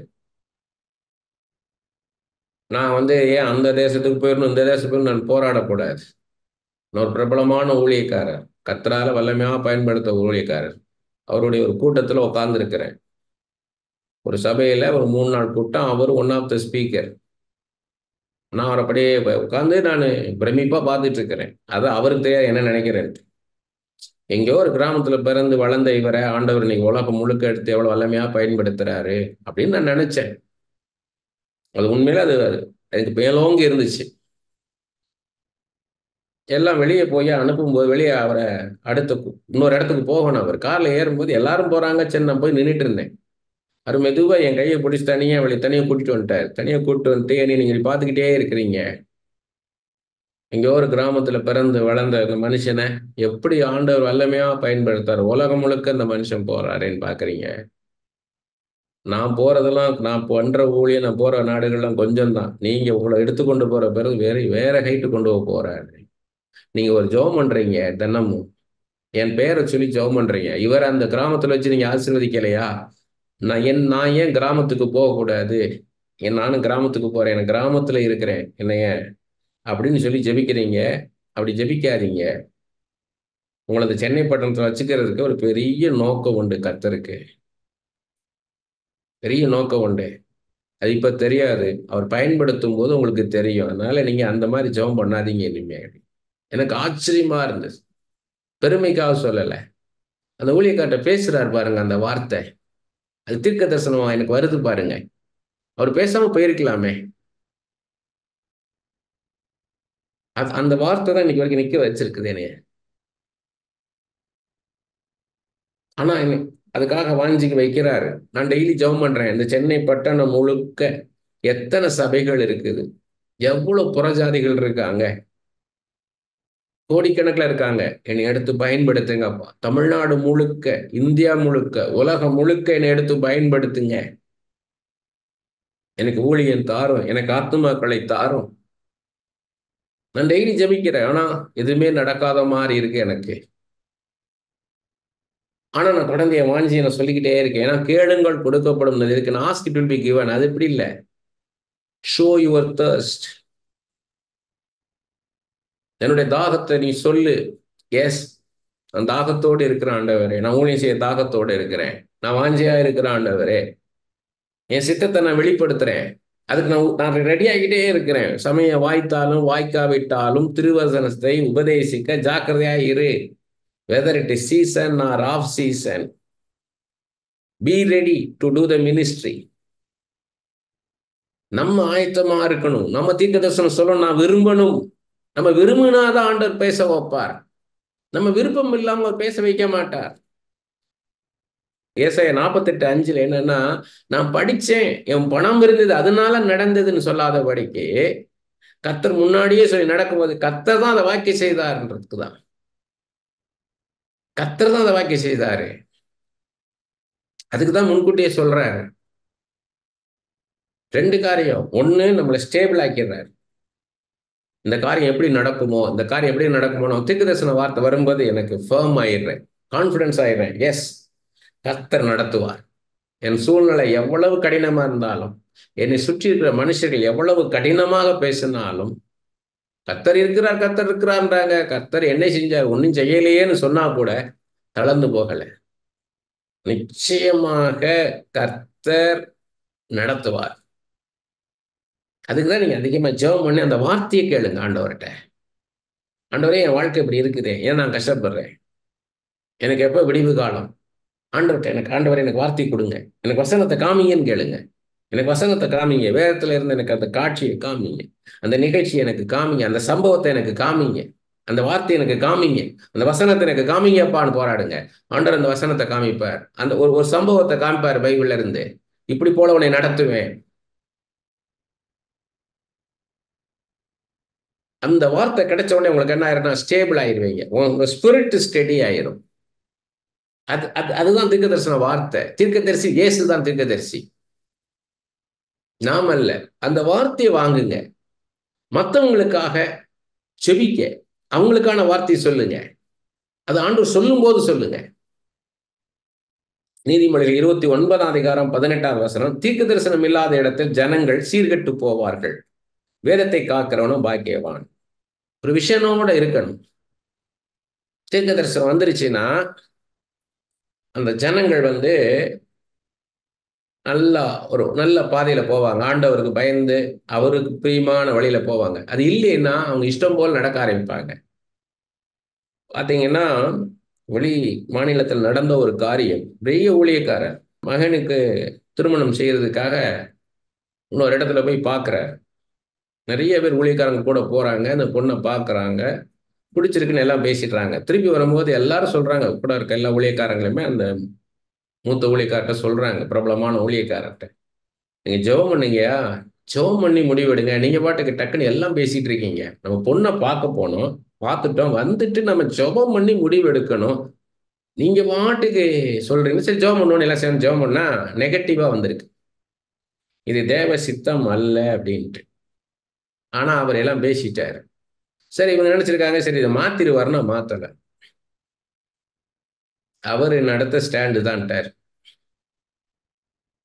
ஒரே பையன், நல்ல ரொம்ப பெரிய செலவு பண்ணி அந்த இடம் புக் பண்றதுக்கு எத்தனையோ லட்சம் அவ்வளோ கட்டிட்டார் அட்வான்ஸா. அந்த கார்டெல்லாம் பார்த்தீங்கன்னா அவ்வளவு பெரிய செலவு பண்ணி இன்விடேஷன் கார்டு எல்லாம் அடிச்சாச்சு. எல்லாம் அடிச்சு வேலை நடந்துகிட்டே இருக்குது. 2 மாச கேப்ல கல்யாணம் நடத்தணும். கல்யாணம் நாளை கழிச்சுன்னா அந்த 2 நாள் முன்னாடி அந்த பையன் சிக்காயிட்டான். சிக்காய் ஆஸ்பத்திரி கூட்டு போனா ஆஸ்பத்திரியில் சைக்காட்ரிஸ்ட் வரட்டும்ட்டாங்க. பெரிய ஹாஸ்பிட்டல் கொண்டு வந்துட்டாங்க. பெரிய ஹாஸ்பிட்டல் சைக்காட்ரிஸ்ட் போகணுன்ட்டாங்க. என்ன சைக்காட்ரிஸ்ட்னா, என்னைக்கு நிச்சயம் பண்ணிட்டு வந்தாங்களோ, இந்த கன்ஃபார்மா சொல்லிட்டு வந்தாங்களோ, அன்னையில இருந்து டெய்லி நைட்டு பூரா அந்த பொண்ணை அவனை டார்ச்சர் பண்ணிருக்கு. உன் சொத்தை பூரா எனக்கு எழுதி கொடுத்துடணும், கல்யாணத்துக்கு முன்னாடியே உன் சொத்தை பூரா எனக்கு எழுதி கொடுத்துடணும் போட்டு டார்ச்சர் மேல டார்ச்சர் பண்ணி பண்ணி பண்ணி இந்த பையன் அவங்க அப்பா அம்மாட்ட சொல்ல முடியாம இவன் அதோட போராடி போராடி போராடி டிப்ரெஷன்ல போய் ஃப்ரஸ்ட்ரேஷன்ல போய் பைத்தியம் பிடிக்கிற மாதிரி ஆயிட்டான். கடைசியில் அவன் ஹாஸ்பிட்டல் அட்மிட் பண்ணி அந்த டாக்டர்ஸ் கூப்பிட்டு அந்த மூத்த வழியை இந்த கல்யாணத்தை நிறுத்து, உன் பையன் உயிரோட வேணுமா வேண்டாமான்ட்டான். நிறுத்துன்ட்டாங்க. நிறுத்துனா அவன் பிழைக்கிறதுக்கான வழி பார்ப்போம் அப்படின்ட்டு. யாருமே பார்க்க விடல. அந்த டைம் நம்ம அந்த இடத்துக்கு போயிருக்கிறேன், நீ கூட்டிட்டு விட்டாது போயிடணும்னு நம்ம எல்லாரும் ட்ரை பண்றாங்க. யாரையுமே அலோவ் பண்ண மாட்டேன்ட்டாங்க. எல்லாம் சுவிட்ச் ஆஃப் பண்ணிட்டாங்க. அந்த பையன், அந்த அவங்க அப்பா அம்மா எல்லாருமே சுவிட்ச் ஆஃப் பண்ணிட்டாங்க ஃபோனை. எங்க இருக்காங்கன்னு தெரியாது. அந்த பையனை அங்கிருந்து கொண்டு போயிட்டாங்க. வேற எங்கேயோ கொண்டு போயிட்டாங்க, எங்க போனாங்கன்னு தெரியாது. தீர்க்க தரிசன வார்த்தை அவசியம். கர்த்தர் பேசணும். அதே மாதிரி ஒரு சகோதரன் நல்ல ஒரு வேலையில இருந்தார், நல்லா இருந்தார். திடீர்னு ஒரு பெரிய பிசினஸ் பண்ணலான்னு இறங்கினார். உடனே இந்த ஊழியக்காரங்களாம் சொன்னாங்க, நீங்க ஜெபம் பண்ணுங்க பிரதர், ஜெபம் பண்ணி முடிவெடுங்கன்னா. நான் ஜெபம் பண்ணிட்டேன்ட்டார். நிறைய பேர் அப்படிதான் பண்ணுவாங்க. ஜெபம் பண்ணிட்டேன்னு சொல்லிட்டாரு, எக்கச்சக்க பணத்தை கொண்டு இன்வெஸ்ட் பண்ணிட்டாரு. மொத்த பணம் அவுட் ஆயிடுச்சு. எதுவுமே ஃப்ரூட்ஃபுல்லா இல்லாம ஆயிடுச்சு. பார்த்தீங்கன்னா இல்லாத நோயெல்லாம் வர ஆரம்பிச்சிருச்சு. இந்த மன வியாதி, உடல்ல வியாதியை கொண்டாந்து, பலவீனத்தை கொண்டாந்து கொண்டு போய் ஹாஸ்பிட்டல் கொண்டு போய் எல்லாம் பண்ணாங்க. ஆனா இறந்து போயிட்டார். என்ன பண்ணியிருக்கணும்னா, உங்களோட ஆண்டவர் பேசினாலும் 2 3 சாட்சிகளை கொண்டு ஆண்டவர் நிரூபிக்க வர காத்திருக்கணும். என்னோட ஆண்டவர் காரியத்தை பேசினாலும் நான் இன்னும் 2 பேருக்கு நான் அந்த காரியத்தை சொல்லி ஜெபிக்க சொல்லுவேன். அவங்க மூலமாவும் கன்ஃபர்மேஷன் வந்தா தான் அந்த காரியத்தை செய்வேன். என்னட்ட ஆண்டவர் பேசிட்டாருன்னு இறங்க மாட்டேன். ஏன்னா ஆண்டவர் என்ன சொல்லி, பைபிள் என்ன சொல்லியிருக்காரு, 2 3 சாட்சிகளை கொண்டு அதை நிரூபிப்பேன் இருக்கார். ஸோ அந்த கன்ஃபர்மேஷன் கிடைக்கிற வரைக்கும் நான் காத்திருப்பேன். அவசரப்பட மாட்டேன். அதை ஆண்டவர் பார்ப்பாரு. நீங்க எவ்வளவு கவனமா இருக்கிறீங்க ஆண்டவர் சத்தத்தை கேட்டு அதை செய்யறதுக்குன்ட்டு. 1 சாமுவேல் 3:1 சாமுவேல் என்னும் பிள்ளையாண்டான் ஏலிக்கு முன்பாக கர்த்தருக்கு பணிவிடை செய்து கொண்டிருந்தான். அந்நாட்களிலே கர்த்தருடைய வசனம் அபூர்வமாய் இருந்தது, பிரச்சித்தமான தரிசனம் இருந்ததில்லை. எப்படி இருக்கு பாரு. சாமுவேல், சின்ன சாமுவேல் 5 வயசு பையன் அங்க ஏலிட்ட வளர்ந்துகிட்டு இருக்கிறான், சின்ன பையன். யார் மூலமாவும் தீர்க்கதரிசன வார்த்தை கிடைக்கல. கர்த்தருடைய வசனம் அபூர்வமாய் இருந்தது. The word of the Lord was rare, but it's a precious one, but it was rare. பிரத்யேகமான தரிசனம் இருந்ததில்லை. யாருக்கும் தரிசனம் கிடையாது, வார்த்தையும் இல்லை. எந்த விதத்திலையும் ஆற்றி ஆண்டவர் வெளிப்படுத்தலை என்றார். எவ்வளவு பாருங்க, ஒரு தீர்க்க தரிசன வார்த்தை எவ்வளவு அவசியம் சொல்றார். 1 சாமுவேல் 9:6 அதற்கு அவன், சவுலுடைய வேலைக்காரன், இதோ இந்த பட்டணத்திலே தேவனுடைய மனுஷன் ஒருவர் இருக்கிறார், அவர் பெரியவர், அவர் சொல்லுகிறதெல்லாம் தப்பாமல் நடக்கும், அங்கே போவோம், ஒருவேளை அவர் நாம் போக வேண்டிய நம்முடைய வழியை நமக்கு தெரிவிப்பார் என்றான். கழுத காணா போனத காரியம். கழுதையை தேடி தேடி வந்து சவுலும் வேலைக்காரன் வந்துட்டாங்க, எங்கேயுமே கிடைக்கல. அப்பதான் வேலைக்காரன் சொல்றான், அந்த ஊர்ல ஒருத்தர் இருக்கிறார் பெரியவர், அவர் சொல்றதெல்லாம் அப்படியே நடக்கும், அவர் எங்க கழுதை எங்க இருக்குன்னு சொல்லுவாருன்றான். 9 அந்த 1 சாமுவேல் 9 முற்காலத்தில் இஸ்ரவேலில் யாதொருவர் தேவனிடம் விசாரிக்க போனால் இந்த ஞான திருஷ்டிக்காரனத்திற்கு போவாருங்கள் என்பார்கள். இந்நாளிலே தீர்க்கதரிசி என்னப்படுகிறவன் முற்காலத்தில் ஞான திருஷ்டிக்காரன் எனப்படுவான். ஞான திருஷ்டினா விஷனாவே தெரியும் அவங்களுக்கு, அப்படியே கண்ணு திறந்துதான் இருக்கும், அப்படியே அவங்க காட்சியா தெரியும் கண்ணு முன்னால. அது எந்த இடத்துல இருக்கு என்னன்னு அப்படியே சொல்லுவாங்க. அதான் சொல்றாங்க. அப்படிதான் சாமுவேல சொல்றாரு. 15 16 சவுல் வர ஒரு நாளைக்கு முன்னே கர்த்தர் சாமுவேலின் காது கேட்க. பாருங்க, இவன் சவுல் கழுதையை தேடிட்டு வரான். ஆனா ஒரு நாள் முன்னாடியே சாமுவேல் ஆண்டவர் என்ன சொல்றாரு, நாளை இந்நேரத்திற்கு பென்னிமின் நாட்டானாகிய ஒரு மனுஷனிடத்தில் வருவான், அவன் என் ஜனமாகிய இஸ்ரவேலின் மேல் அதிபதியாக அபிஷேகம் பண்ண கடவாய். அவனை கிங் அனாய்ட் பண்ணுன்றாரு. அவன் என் ஜனத்தை பெலிஸ்தரின் கைக்கு நீங்களாக்கி ரட்சிப்பான். என் ஜனத்தின் முறையிடுதல் என்னிடத்தில் வந்து எட்டினபடினால் நான் அவர்களை கடாட்சித்தேன் என்று வெளிப்படுத்தி இருந்தார். அப்படி சொல்றாரு பாருங்க. நாளைக்கு இந்த நேரத்தை வருவான், உயரமா இருப்பான், எல்லாரும் அவன் தோளுக்கு தான் இருப்பாங்க. அவன் கழுதையை தேடிட்டு வருவான். அவன் தான் ராஜா, ஃபர்ஸ்ட் கிங். இதுவரை கர்த்தர் நான் நடத்தி வந்தேன், இப்ப அவன் தான் நடத்த போறான். அவனை அனாய்ட் பண்ணுன்றாரு. 19-20 வசனங்கள். சாமுவேல் சவுலுக்கு பிரதியுத்தரமாக, ஞானத்து கிறிஸ்டித்தாரன் நான் தான். ஞானதிஷ்கர் எங்கன்னு சொல்லி சவுல் அவர்கிட்ட போய் கேட்கிறார். அப்ப சொல்றாரு சாமுவேல், நான் தான்றாரு. நீ எனக்கு முன்னே மேடையின் மேல் ஏறிப்போ, நீங்கள் இன்றைக்கு என்னோட போஜனம் பண்ண வேண்டும். கர்த்தர் சொல்லிட்டாரு, அவன் நாளைக்கு உன் கூட வந்து சாப்பிடுவான் அப்படின்னு. நாளை காலமே நான் உன் இருதயத்தில் உள்ளது எல்லாவற்றையும் உனக்கு அறிவித்து, எப்படி சொல்றாரு பாருங்க. நாளை காலையில நான் உன் இருதயத்தில் இருக்கிற அத்தனை காரியத்தை உனக்கு நான் வெளிப்படுத்துவேன், உன்னை அறிவித்து உன்னை அனுப்பி விடுவேன். 3 நாளைக்கு முன்னே காணாமற் போன கழுதைகளை பற்றி கவலைப்பட வேண்டாம், அவைகள் அகப்பட்டது. இது அல்லாமல் சகல இஸ்ரவேலின் அபேட்சையும் யாரை நாடுகிறது, உன்னையும் உன் வீட்டார் அனைவரையும் அல்லவா என்றான். நீ கழுதையை தேடி வந்திருக்கிற, ஆனா சகல ஜனமும் இஸ்ரவேல் ஜனங்களும் யாருக்காக வாஞ்சிச்சுக்காக இருக்காங்க, உனக்காக அல்லவான்றார். அப்படி போல உங்கள்ட்ட ஆண்டவர் பேசுவார். 1 தெசலோனிக்கேயர் 5ஆம் அதிகாரம் 20வது வசனம், தீர்க்க தரிசனங்களை அற்பமா எண்ணாதீர்கள். தீர்க்க தரிசனத்தை அற்பமா நினைக்க கூடாது. ஏன்னா அது ஆண்டவர் பேசுகிற காரியம், அதை அற்பமா நினைச்சிடக்கூடாதுன்றாரு. எல்லாருக்கும் தெரிஞ்சது ஆதியாகமம் 20ஆம் அதிகாரம் 7வது வசனத்துல என்ன சொல்றாரு? ஆபிரகாம் குறித்து ஆண்டவர் சொல்றாரு, அபிமெலேக்கு ராஜாட்ட சொப்பனத்தில், அவன் ஒரு தீர்க்கதரிசி, நீ பிழைக்கும்படி அவன் உனக்காக வேண்டுதல் செய்வான். அந்த காரியம் எல்லாருக்கும் தெரியும். இவன் ஆபிரகாம் என்ன பண்றாரு, சாராளை என் சகோதரின்ட்டாரு. அபிமெலேக்கு ராஜா என்ன பண்ணிட்டான், தான் திருமணம் செய்து கொள்ளலான்னு சொல்லி அரண்மனையில் கொண்டாந்துட்டான். அப்பதான் ராத்திரியில ஆண்டவர் எச்சரிக்கை கொடுக்கிறார். அவன் சாராள் ஆபிரகாமுடைய சகோதரி கிடையாது, ஆபிரகாமுடைய மனைவி. நீ அவளை விவாகம் பண்ணாத, நீ நல்ல எண்ணத்தோட தான் பண்ண, கெட்ட எண்ணத்தோட பண்ணல, நீ அவளை அனுப்பிச்சு விடு, அவன் ஒரு தீர்க்கதரிசி, உனக்காக அவன் ஜெபிப்பான்றார். 17வது வசனம் பாருங்க. அதே 20ஆம் அதிகாரம் 17-18 வசனங்கள். ஆபிரகாமுடைய மனைவியாகிய சாராளின் நிமித்தம் கர்த்தர் அபிமெலேக்குடைய வீட்டாரின் கற்பங்களை எல்லாம் அடைத்திருந்தபடியா என்ன பண்றார் ஆண்டவர், எல்லாருடைய கற்பத்தை அடைச்சிட்டார். ஆபிரகாம் தேவனை நோக்கி வேண்டிக் கொண்டான். அப்பொழுது தேவன் அபிமெலேக்கையும் அவன் மனைவியையும் அவன் வேலைக்காரிகளையும் குணமாக்கி பிள்ளை பெறும்படி அனுகிரகம் பண்ணினார். If you are a prophet, அதோடைய அடையாளம் என்னன்னா மற்றவங்களுக்காக ஜெபிக்கிறவங்களா இருப்பீங்க. அதுதான் அடையாளம். அதிகமாக மற்றவங்களுக்காக ஜெபிச்சு அவங்களுடைய காரியங்களுக்காக ஆண்டவர்கிட்ட இன்டர்சீட் பண்ணி, ஆண்டவரே இந்த சகோதரன் ஆசீர்வதிங்க, இந்த சகோதரி ஆசீர்வதிங்க, இந்த காரியத்தை நடப்பித்து கொடுங்கன்னு இருக்கும். அப்படி சொல்லி ஜெபிக்க ஆண்டவர் இந்த காரியத்தை விட்டு உங்கள்கிட்ட பேச ஆரம்பிப்பார். இது ஏன், இந்த காரியத்தை என்ன, இது என்ன அப்படின்னு விளக்கமா உங்களோட பேசுவார். 2 பேதுரு 1ஆம் அதிகாரம் 16-21 வசனங்கள். 16வது வசனம் பார்த்தீங்கன்னா, பேதுரு சொல்றாரு, அவருடைய மகத்துவத்தை கண்ணார கண்டோன்றார். இயேசு கிறிஸ்து செய்த அற்புதங்களை எல்லாம் என் கண்ணால நான் பார்த்தேன்றாரு. 17-18 வசனத்துல, இவர் என்னுடைய நேசகுமாரன், இவரிடத்தில் பிரியமா இருக்கிறேன்னு வானத்துல இருந்து பிறந்த அந்த சத்தத்தை கேட்டோம்ன்றார். மறுபமலை அனுபவத்தை சொல்றாரு.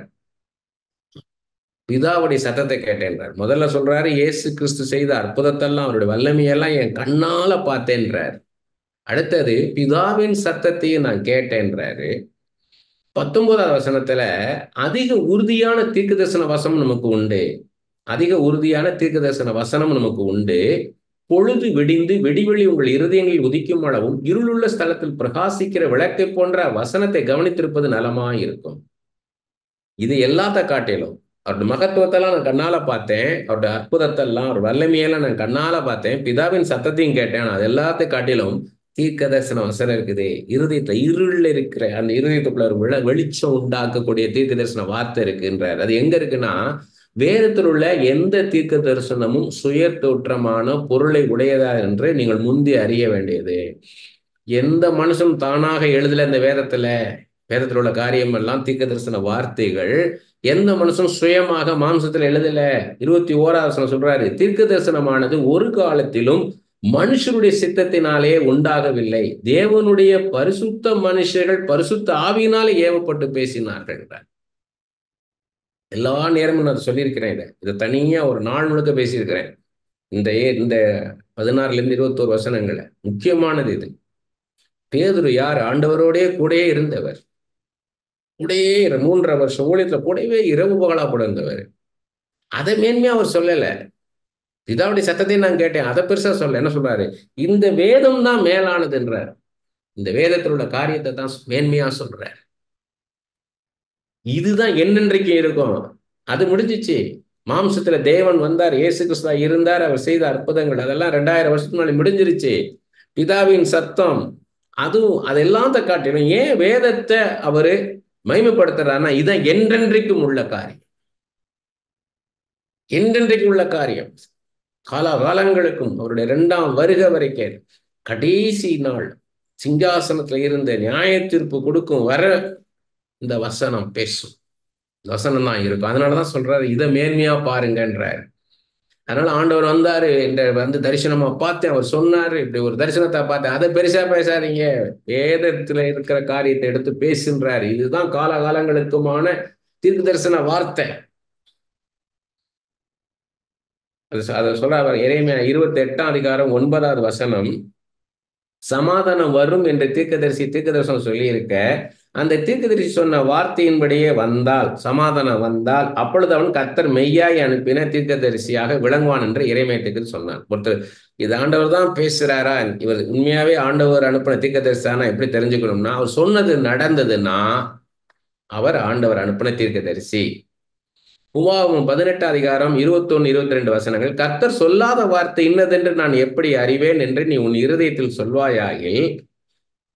அப்ப கர்த்தர் சொல்லாததை எப்படி கண்டுபிடிக்கணும்னா, ஒரு தீர்க்கதரிசி கர்த்தரின் நாமத்தினாலே சொல்லும் காரியம் நடவாமலும் நிறைவேறாமலும் போனால் அது கர்த்தர் சொல்லாத வார்த்தை.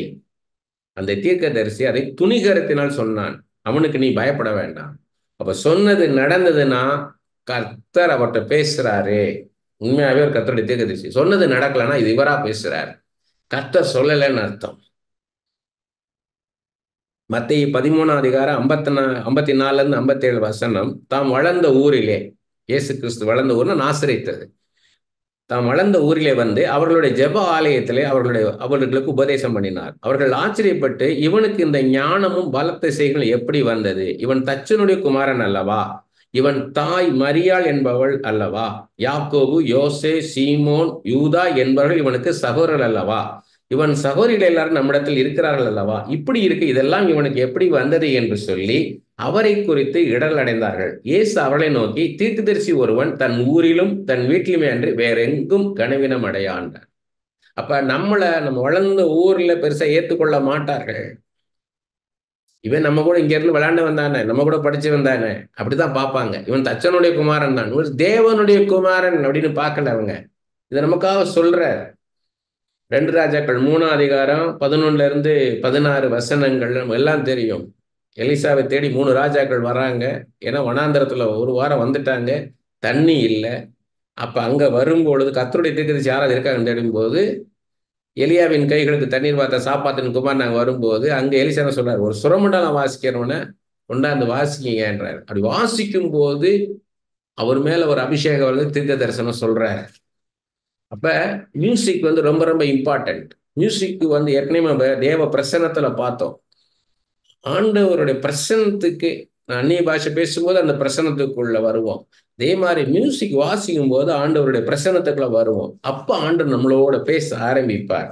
இது மாதிரி 1 சாமுவேல் 10ஆம் அதிகாரம் 5, 6 வசனங்கள், பின்பு பெலிஸ்தரின் தானியம் இருக்கிற தேவனுடைய மலைக்கு போவாய், அங்கே நீ பட்டணத்துக்குள் பிரவேசிக்கையில் மேடையிலிருந்து இறங்கி வருகிற தீர்க்கதரிசன கூட்டத்திற்கு எதிர்ப்படுவாய். அவர்களுக்கு முன்பாக தம்புரும் மேளமும் நாகசுரமும் சுரமண்டலமும் போகும். அவர்கள் தீர்க்க தரிசனம் சொல்வார்கள். அப்பொழுது கர்த்தருடைய ஆவி உன்மேல் இறங்குவார், நீ அவர்களோட கூட தீர்க்க தரிசனம் வேறு மனுஷன் ஆவாய். இது எங்க நடக்குதுன்னு கேட்டீங்கன்னா, அப்பொழுது 1வது வசனம், அப்பொழுது சாமுவேல் தைல குப்பி எடுத்து அவன் தலையின் மேல் வார்த்து அவனை முத்த செய்து சவுல் அபிஷேகம் பண்றார் ராஜாவாக. கர்த்தர் தம்முடைய சுதந்திரத்தின் தலைவனாக அபிஷேகம் பண்ணினார் அல்லவா அப்படின்னு சொல்லிட்டு இதை சொல்றாரு. அப்ப ஒரு ப்ராஃபட்ஸ், நீ will meet the prophet, group of ப்ராஃபட்ஸ்ன்ற அவங்க எல்லாம் மியூசிக் வாசித்துக்கிட்டு வருவாங்கன்றாரு. Anointed music and musicians quicken the prophetic word. நம்மளுக்கு வர்ஷிப், நம்ம மியூசிக் இதெல்லாம் என்னன்னு கேட்டீங்கன்னா ஒரு ப்ராஃபஸிக்கான ஒரு என்விரான்மெண்ட்டை நமக்குள்ள கிரியேட் பண்ணி கொடுக்கும்.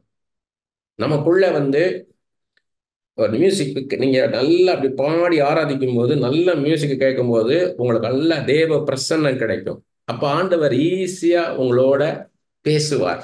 அந்த தீர்க்க தரிசன வார்த்தை உங்களுக்கு கிடைக்கும். தீர்க்க தரிசனம் யாருக்கு தேவைன்னு கேட்டீங்கன்னா, தனி மனுஷனுக்கு தேவை, குடும்பத்துக்கு தேவை, சபைக்கு தேவை, சமுதாயத்துக்கு தேவை, தேசத்திற்கு தேவை. தீர்க்க தரிசனம் வந்துருச்சுன்னா என்னன்னு கேட்டீங்கன்னா, உங்களுக்கு சொப்பனம் மூலமா கிடைக்கலாம், தரிசனம் மூலமா கிடைக்கலாம், இல்லை வேதத்தின் வார்த்தை மூலமா கிடைக்கலாம், ஒரு தீர்க்கதரிசியின் மூலமா அந்த வார்த்தை கிடைக்கலாம். அப்படி கிடைச்ச உடனே என்ன, அவங்கள்ட்ட இருக்கிற குழப்பம் இருக்காது, கன்ஃபியூஷன் இருக்காது, நல்ல கிளாரிட்டி இருக்கும், கிளியர் டைரக்ஷன் இருக்கும். இப்படித்தான் நான் போற பாதை சரிதான், இல்லை நான் போத சரியில்லைன்னா நான் கரெக்ட் பண்ணிக்கிடணும், இந்த பாதையில் நான் போகணும் அப்படின்ற ஒரு தெளிவு உண்டாகும். அடுத்து கர்த்தரை குறித்த நிச்சயம் உண்டாகும். கர்த்தருடைய நடத்துதலை குறித்து ஒரு நிச்சயம் உண்டாயிரும். ஏன்னா ஆவிக்குரிய பிரமாணத்தின்படி இப்படித்தான் நடத்துவார், இப்படி நடத்த மாட்டார், இந்த சமயத்துல தான் நடக்கும்ன்ற அந்த ஒரு இது வந்துடும் உங்களுக்குள்ள, அந்த ஸ்டெபிலிட்டி வந்துடும். அதுக்கப்புறம் போராட்டம், நெருக்கடிகள்லாம் இன்னும் உங்களை மேற்கொள்ளாது. எண்ட் ரிசல்ட் தெரிஞ்சதுனால எப்படியாக நீங்க சென்றடைய போறீங்க, உங்க வாழ்க்கை எப்படி முடிய போகுது, இப்படித்தான் அப்படின்னு தெரிஞ்ச பிறகு என்னன்னு கேட்டீங்கன்னா ஒரு தெளிவு வந்துடும். ஸோ தீர்க்க தரிசனம் வரும்போது தெளிவு உண்டாயிரும். எல்லாமே ரேமாவா இருக்கணும். இப்ப ஆண்டவர் சொல்றான்னு சொல்லணும். நேத்திய காரியங்களை, முந்தானியத்து காரியம், போன வருஷ காரியத்தை பேசிட்டு இருக்க கூடாது. கர்த்தர் அப்படி செஞ்சார், அப்படி செஞ்சார், அப்படி செய்ய பேசப்படாது. இப்ப ஆண்டவர் அப்படி சொல்றாரு, உங்களுக்கு சொல்றாரு. அப்படி அவங்களுக்கு அபியாசப்படுத்தி சொல்லிக் கொடுக்கணும். மோசையின் வாழ்க்கை எப்படி நடந்தது, எரேமியாவின் வாழ்க்கை எப்படி நடந்தது, எசேக்கியாவின் வாழ்க்கை எப்படி நடந்தது, ஆகாருக்கு இப்படி நடந்தது, அன்னாளுக்கு இப்படி நடந்தது இல்லை, உங்களுக்கு என்ன கர்த்தர் செய்வார் அதை அபியாசப்படுத்தி கொடுக்கணும் ஜனங்களுக்கு. அது அழகா சொல்றாரு பாருங்க. To a prophet there is nothing worse than stale preaching and teaching. Yesterday's word, yesterday's anointing அதுல நிக்க கூடாது. நேற்றைய அபிஷேகத்துல நிக்க கூடாது. முந்தா நேத்து போன வருஷம் அபிஷேகத்துல நின்று பேசிட்டு கூடாது. அந்த பாடல பாடிட்டு அப்ப கிடைச்ச ரெவலேஷன் பேசிட்டு கூடாது. இப்ப கர்த்தர் என்ன சொல்றார், இந்த மூமெண்ட் என்ன சொல்றார், முழுக்க முழுக்க ரேமாவா இருக்கணும். டீப்பர் திங்ஸ் ஆஃப் காட பேசணும். ஆழமான காரியங்கள், ஆண்டவர் குறித்து ஆழமான காரியங்களை பேசணும். இரக்கம் உள்ளவர்னு பொதுவா பேசக்கூடாது. யாருக்கு இரக்கமா இருப்பார், அது கிருபை உள்ளவர் ஜெனரலா பேசக்கூடாது. யார் மேல கிருபையா இருப்பார், அதுக்கு பாத்திரவாட்டை இருக்குன்னு என்ன செய்யணும் அதை சொல்லி கொடுக்கணும். மிஸ்ட்ரிஸ் ஆஃப் காட சொல்லணும், அண்டர்ஸ்டாண்ட் பண்ணணும். ஆவிக்குரிய ரகசியங்கள், கர்த்தருக்கு மாத்திரம் தெரிஞ்ச ரகசியங்களை அண்டர்ஸ்டாண்ட் பண்ணி அதை ஜனங்களுக்கு வெளிப்படுத்தணும். God is greater and deeper. அவர் பெரிய தெய்வம், ஆழமான தெய்வம். மேலோட்டம் அவரை பத்தி பேசிட்டு இருக்க கூடாது, ஆழமான காரியங்களை பேசணும். ஆராதனை ரொம்ப முக்கியம். ஒரு ஒரு தீர்க்கதரிசிக்கு ஆராதனைன்றது மிக மிக முக்கியம். ஏன்னா ஆண்டோட பிரசனத்துக்குள்ள போற ஒரே வழி ஆராதனை தான். அதுக்கப்புறம் ஒரு தீர்க்கதரிசன வார்த்தை ஒருத்தனுக்கு விடுதலையை தரும், சுகத்தை தரும், ரெஃப்ரெஷ்மெண்ட் கொடுக்கும், அவனை சீர்படுத்தும், உறுதிப்படுத்தும். அவனை 1000 பேர் இருக்கலாம், ஆனா ஒருத்தன் அதுல தேவையோட இருப்பான், நெருக்கடியோட, அவனுக்கான வார்த்தையை சொல்லணும். 100 ஆடுகள் இருக்கு, ஒரு ஆடு வழி தவறி போனா அந்த ஒரு ஆட்டை குறித்து தான் கவலைப்படுவேன் இருக்காரு. அந்த ஒரு ஆடு என்னன்றதுல கவனமா இருக்கணும். மேலோட்டமா மாம்சீக காரியங்கள் ஆண்டு பேச மாட்டார் ஒரு நாளும். மீன் என்ன விலைக்கு விற்கிது, கத்திரிக்காய் எந்த விலைக்கு விற்கிது எல்லாம் பேசிட்டு இருக்க மாட்டாரு. அவன் ட்ரெஸ் இப்படி போட்டிருப்பான் அப்படி பேச மாட்டாரு. அவன் இவ்வளவு பணம் வச்சிருப்பான், இப்படி வசதியா இருப்பான், அதை பேச மாட்டாரு. அவன் உள்ளம் எப்படி இருக்கு, அவன் இருதயம் எப்படி இருக்கு, அவன் சமாதானத்தை எப்படி பார்க்கறான், அவன் சந்தோஷத்தை எப்படி பார்க்கறான், கர்த்தர் எப்படி பார்க்கறான், வாழ்க்கையை எப்படி பார்க்கறான், எவ்வளவு எளிமையானவன், அதைத்தான் ஆண்டு உள்ளாந்த மனுஷனுடைய குணாதிசயங்களை தாண்டு உங்கள்கிட்ட பேசிட்டு இருப்பார் ஒரு மனுஷனை. ப்ராஃபஸின்றது ஆவிக்குரிய உலகத்தை சென்ஸ் பண்ணக்கூடியது, எதிர்காலத்தை பார்க்கக்கூடியது. அவங்க ஒருத்தவங்க நீங்க ஜெபிக்கும் போது அவங்க ரொம்ப துக்கமா இருப்பாங்க, அவங்க ரொம்ப இக்கட்டா இருப்பாங்க. அந்த அந்த அந்த துக்கம் உங்களுக்கு இருக்கணும். ஆனா அதுல விழுந்துடக்கூடாது. ஆரம்ப காலத்துல நான் ஜெபிக்கும் போதெல்லாம் பார்த்தீங்கன்னா, டிப்ரெஷன்ல வரவங்க ஜெபிக்கும் போது நான் டிப்ரெஷன்ல போயிருவேன். அவங்க எந்த அளவுக்கு டிப்ரெஷன்ல அதே அளவுக்கு நான் போயிருவேன். திரும்பி எனக்கு மேல வர்றதுக்கு நாட்கள் எடுக்கும். ரொம்ப சிரமமா இருக்கும். அழுகிறவனோட அழுங்கல் இருக்காரு. துக்க வீட்டுக்கு போங்கள் இருக்கிறாரு. ஞானியின் இருதயம் துக்க வீட்டுல தான் இருக்கும்னு இருக்காரு. அவங்க துக்கத்தை நீங்க சரியா எடுத்துக்கிடணும். ஆனா அந்த துக்கத்துக்கு மத்தியில இயேசு என்ன சொல்றாரோ அதை சொல்லணும். நீங்க நீங்க துக்கத்துல விழுந்துட்டு என்ன செய்யணும்னு தெரியலன்னு சொல்லிடக்கூடாது. ஸோ அது அந்த அந்த துக்கம் எவ்வளவு இருக்கும், அந்த அந்த எமோஷன்ஸ், அவங்களுடைய ஃபீலிங் எவ்வளவு கஷ்டமா இருக்குமோ அதை நீங்க உணரணும். ஆனா அதே நேரத்துல கர்த்தர்ட்ட இருந்த அந்த வார்த்தையை வாங்கி அவங்கள தூக்கி வெளியே கொண்டாடணும். முதல்ல எனக்கு ரொம்ப டைம் எடுக்கும். அதுக்கப்புறமா ஃபாஸ்ட் பண்ணி ப்ரே பண்ணி ஆண்டவருடைய வார்த்தையை அதிகமாக வேதத்தை அடிச்சு படிச்சதுனால ஆண்டவர் என்ன பண்ணாருன்னா, ஒரு சகோதரன் வந்திருக்கும் போதெல்லாம் நான் எனக்கு மறக்கவே முடியாது. பல வருஷங்களுக்கு முன்னாடி நடந்தது. பயங்கரமான டிப்ரெஷன். அவர் என்ன பண்றாரு ஏது பண்ண அவருக்கே தெரியாது. அவர் சாப்பிட்டுருப்பாரு. ஆனா சாப்பிட்டீங்களான்னு கேட்டா சாப்பிட்டேன்னா இல்லைன்னு தெரியாதுன்னுவாரு. குளிச்சிருப்பாரு. குளிச்சுட்டாரா என்னன்னு தெரியாது, அவர் தெரியாது. வேலைக்கு போயிட்டு வந்திருப்பாரு. வேலைக்கு போயிட்டு வந்தீங்களான்னு தெரியாது. அப்படி ஒரு டிப்ரெஷன். அவர் உக்காந்துட்டாரு. நான் ஜெபிக்கலான்னு கண்ண முன்னே எங்க போனேன்னு தெரியாது. 400 அடி 500 அடி எங்க ஒரு இருளுக்குள்ள போன மாதிரி ஆயிடுச்சு. நான் என்ன ஜெபிச்சேன், என்ன ப்ராஃபஸி சொன்னேன், என்ன பேசினேன் எனக்கே தெரியாது. வெகு நேரம் ஆச்சு நான் அவர் வெளியே கொண்டாடுறதுக்கு. பட் அல்டிமேட்டா நான் வெளியே தூக்கிட்டு வந்துட்டேன் அவரை. He was released. ஆனா அந்த அந்த சம்பவத்தை என்னால் மறக்க முடியாது. அதுக்கப்புறம் தான் அவங்க எவ்வளவு ஆழத்துல இருந்தாலும் மேல இருந்து தூக்கிறதுக்கு எனக்கு ஆண்டவர் கத்துக் கொடுத்தார். அந்த வல்லமையை கொடுத்தார், அந்த பவரை கொடுத்தார். அவங்க அவங்க அவங்க மேல சிம்பத்தி இருக்கணும். ஆனா சுய பச்சாதம் ஆயிடக்கூடாது. அவங்க இஷ்டத்துக்கு என்ன நினைப்பாங்க, மனம் போன போக்குல எல்லாருக்கும் கொடுக்குறேன், எல்லாருக்கும் கொடுத்தேன், ஊழியக்காரங்களுக்கு கொடுத்தேன் அப்படின்னு அவங்களா இஷ்டத்து போல கொடுத்து கஷ்டத்துல போயிருப்பாங்க. ஸோ அதுல சிம்பத்தி வரக்கூடாது. Because they have not asked God. அவங்க ஆண்டவர்கிட்ட கேட்கல. இவங்க இயேசுவாயிட்டாங்க.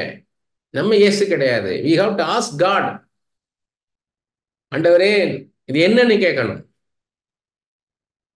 அதே மாதிரி ஒரு சகோதரி எங்க ஊழியத்தை மதிக்கவே மாட்டாங்க. எங்க ஊழியத்தை மைண்டே பண்ண மாட்டாங்க. ஊழியம்னா அதான் ஊழியம். ஒரு ஒரு ஊழியம் சொல்லுவாங்க அதான் ஊழியம். நாங்களாம் ஊழியமே பண்ணலன்னுவாங்க. கஷ்டமா இருக்கும். கஷ்டம்னா எங்களுக்கு ஃபோன் பண்ணுவாங்க. கஷ்டம் வரும்போதே ஃபோன் பண்ணுவாங்க. அப்ப மனசுல போராடுவேன் நான். மாம்சம் ஆவியும் போராடும். இந்த சகோதரிக்கு போய் உதவி செய்யணுமா, ஆண்டவர் போன்னுவார். இந்த ஊழியத்தை மைண்ட் பண்ணாத, மதிக்காத அந்த சகோதரிக்கு நான் போய் ஊழியம் பண்ணணுமா, போராடுவேன் நான். ஆண்டவர் போன்னுவார், போவேன். தூணி குறுகி நிக்கிற மாதிரி ஆயிரும். சுயத்தை உடைச்சு சுயத்தை சிலுவையில் அடிச்சு தான் போய் உட்கார்ந்துருப்பேன் நான். கஷ்டமா இருக்கும். நம்மையே வெறுத்து தான் ஊழியத்துக்குள்ள வரணும். சுயம் இருக்கிற வரைக்கும் ஊழியம் பண்ண முடியாது. நான் யார் தெரியுமா, நான் என்ன படிச்சிருக்கேன்னு தெரியுமானா, சரி நீ உட்கார்ந்து கொண்டு போயிடுவார். ஏன்னா பலவீனமானது ஏதோ அற்பமானது ஏதோ அதை எடுத்து தான் அற்புதம் செய்வார். அப்பதான் அவருக்கு மகிமை. நீங்க நான் இவ்வளவு பேசுறேன்னா இன்னைக்கு என் கூட படிச்சவங்கலாம் கேட்டானுங்கன்னா இவனாடான்னு பார்ப்பானுங்க. எங்கேயோ பிடிச்சிட்டானுங்க நெட்ல. எங்க இது பண்ணாங்கன்னு தெரியாது. ஏதோ ஒரு சபையில நான் பேசின பிரசங்கத்துல இருந்த 2 லைனை எடுத்துட்டானுங்க. எடுத்து அதை போட்டு விட்டானுங்க வாட்ஸ்அப்ல. எங்க ஃபிலிம் இன்ஸ்டியூட்டுக்குன்னு ஒரு வாட்ஸ்அப் இருக்கு குரூப். அதுல போட்டு விட்டு இவன் பாஸ்டர் ஆயிட்டான், இவன் பாஸ்டர் ஆயிட்டான். நான் எங்க இருக்கேன்னு யாருக்குமே தெரியாது.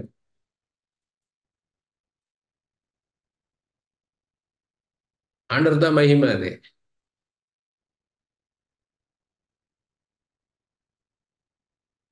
அதுக்கு என்ன பண்ணணும், நீங்க டிப்ரெஷனுக்குள்ள போகாம இருக்கிறதுக்கு, உங்க யாருக்கா ப்ரே பண்றீங்களோ அவங்க டிப்ரெஷனுக்குள்ள போகாம இருக்கிறதுக்கு நீங்க டங்ஸ்லயே பேச ஆரம்பிக்கணும். அந்த காரியத்தை உடனே சொல்லி, ஆண்டவரே அப்பா அந்த சகோதரன் இப்படி இருக்கிறாரே, இந்த சகோதரனுக்காக நான் மன்றாடுகிறேன் அப்பா, உடைய பாதத்துல இருந்து மன்றாடுகிறேனப்பா, ஐயோன்னு அழுதுட்டீங்கன்னா விழுந்துட்டீங்கன்னு அர்த்தம். அந்த டைம் என்ன பண்ணணும்னா, you should not start prayer. நீங்க ஜெபிக்க ஆரம்பிக்கக்கூடாது. அந்நிய பாஷை பேச ஆரம்பிக்கணும். ராபா ராக்கா தா லீபா ராக்கா சோதனா ஆண்டவர் வசனத்தை கொடுப்பாரு. நீ உள்ள விழுந்துராத, ஜெபம் டங்ஸ்ல பேசி பேசின்னு வரலன்னா பாட்டு பாட வைப்பாரு. அல்ல, எம்மை உயர்ந்த ஸ்தானங்களில் வைத்து வைத்தவர் நீர் அல்லவோ. எம்மை உயர்ந்த ஸ்தானங்களில் வைத்து வைத்தவர் நீர் அல்லவோ. கண்மலை தேனும் வடியோம் என்னையோம் தருபவர் நீர் அல்லவோ. இப்ப ஆவியில நான் நிரம்பி பாடிட்டு இருக்கேன். என் மனசு என்ன சொல்லுதுன்னா, அவன் துக்கமோட இருக்கான், அவன் துக்கத்துல இருக்கிறான், எல்லாத்தையும் இழந்து போய் இருந்திருக்கிறான், நீ உற்சாகமா பாடிக்கிட்டு இருக்க அப்படின்னு. அப்ப ஆவியோடும் ஜெபிக்கிறது, கருத்தோடும் ஜெபிக்கிறது இதுதான். அப்ப ஆண்டவர் பேச ஆரம்பிப்பார். ஆண்டவர் பேச ஆரம்பிப்பாரு. என்ன பேசுவாருன்னா, கஷ்டப்படாத மனிதர்கள் வேதத்துல யார் இருக்கான்னு கேளுன்னுவார். நம்மள்கிட்ட பேசி முடிச்சிருவார். அதுக்கப்புறம் அதை அவங்ககிட்ட பேச வைப்பார். வேதத்துல மோசே கஷ்டப்படலையா, தாவீது கஷ்டப்படலையா, தானியல் கஷ்டப்படலையா, யோசிப்பு கஷ்டப்படலையா, எஸ்தர் கஷ்டப்படலையா, ரூத்து கஷ்டப்படலையா, அன்னாள் கஷ்டப்படலையா? நீ மாத்திரமா கஷ்டப்படுறான் போது அவங்க எழும்பி வருவாங்க. யோசிப்பு உயர்த்தவில்லையா, தானியலை உயர்த்தவில்லையா, எஸ்தரை உயர்த்தவில்லையா, ரூத்தை உயர்த்தவில்லையா? அப்படி போல உன்னை உயர்த்துவேன் கர்த்தர் சொல்லுறார். அப்ப அதெல்லாம் உண்மையா இருந்தால் என்னையும் கர்த்தர் உயர்த்துவார். அந்த உறுதி அவங்களுக்குள்ள உண்டாயிரும்.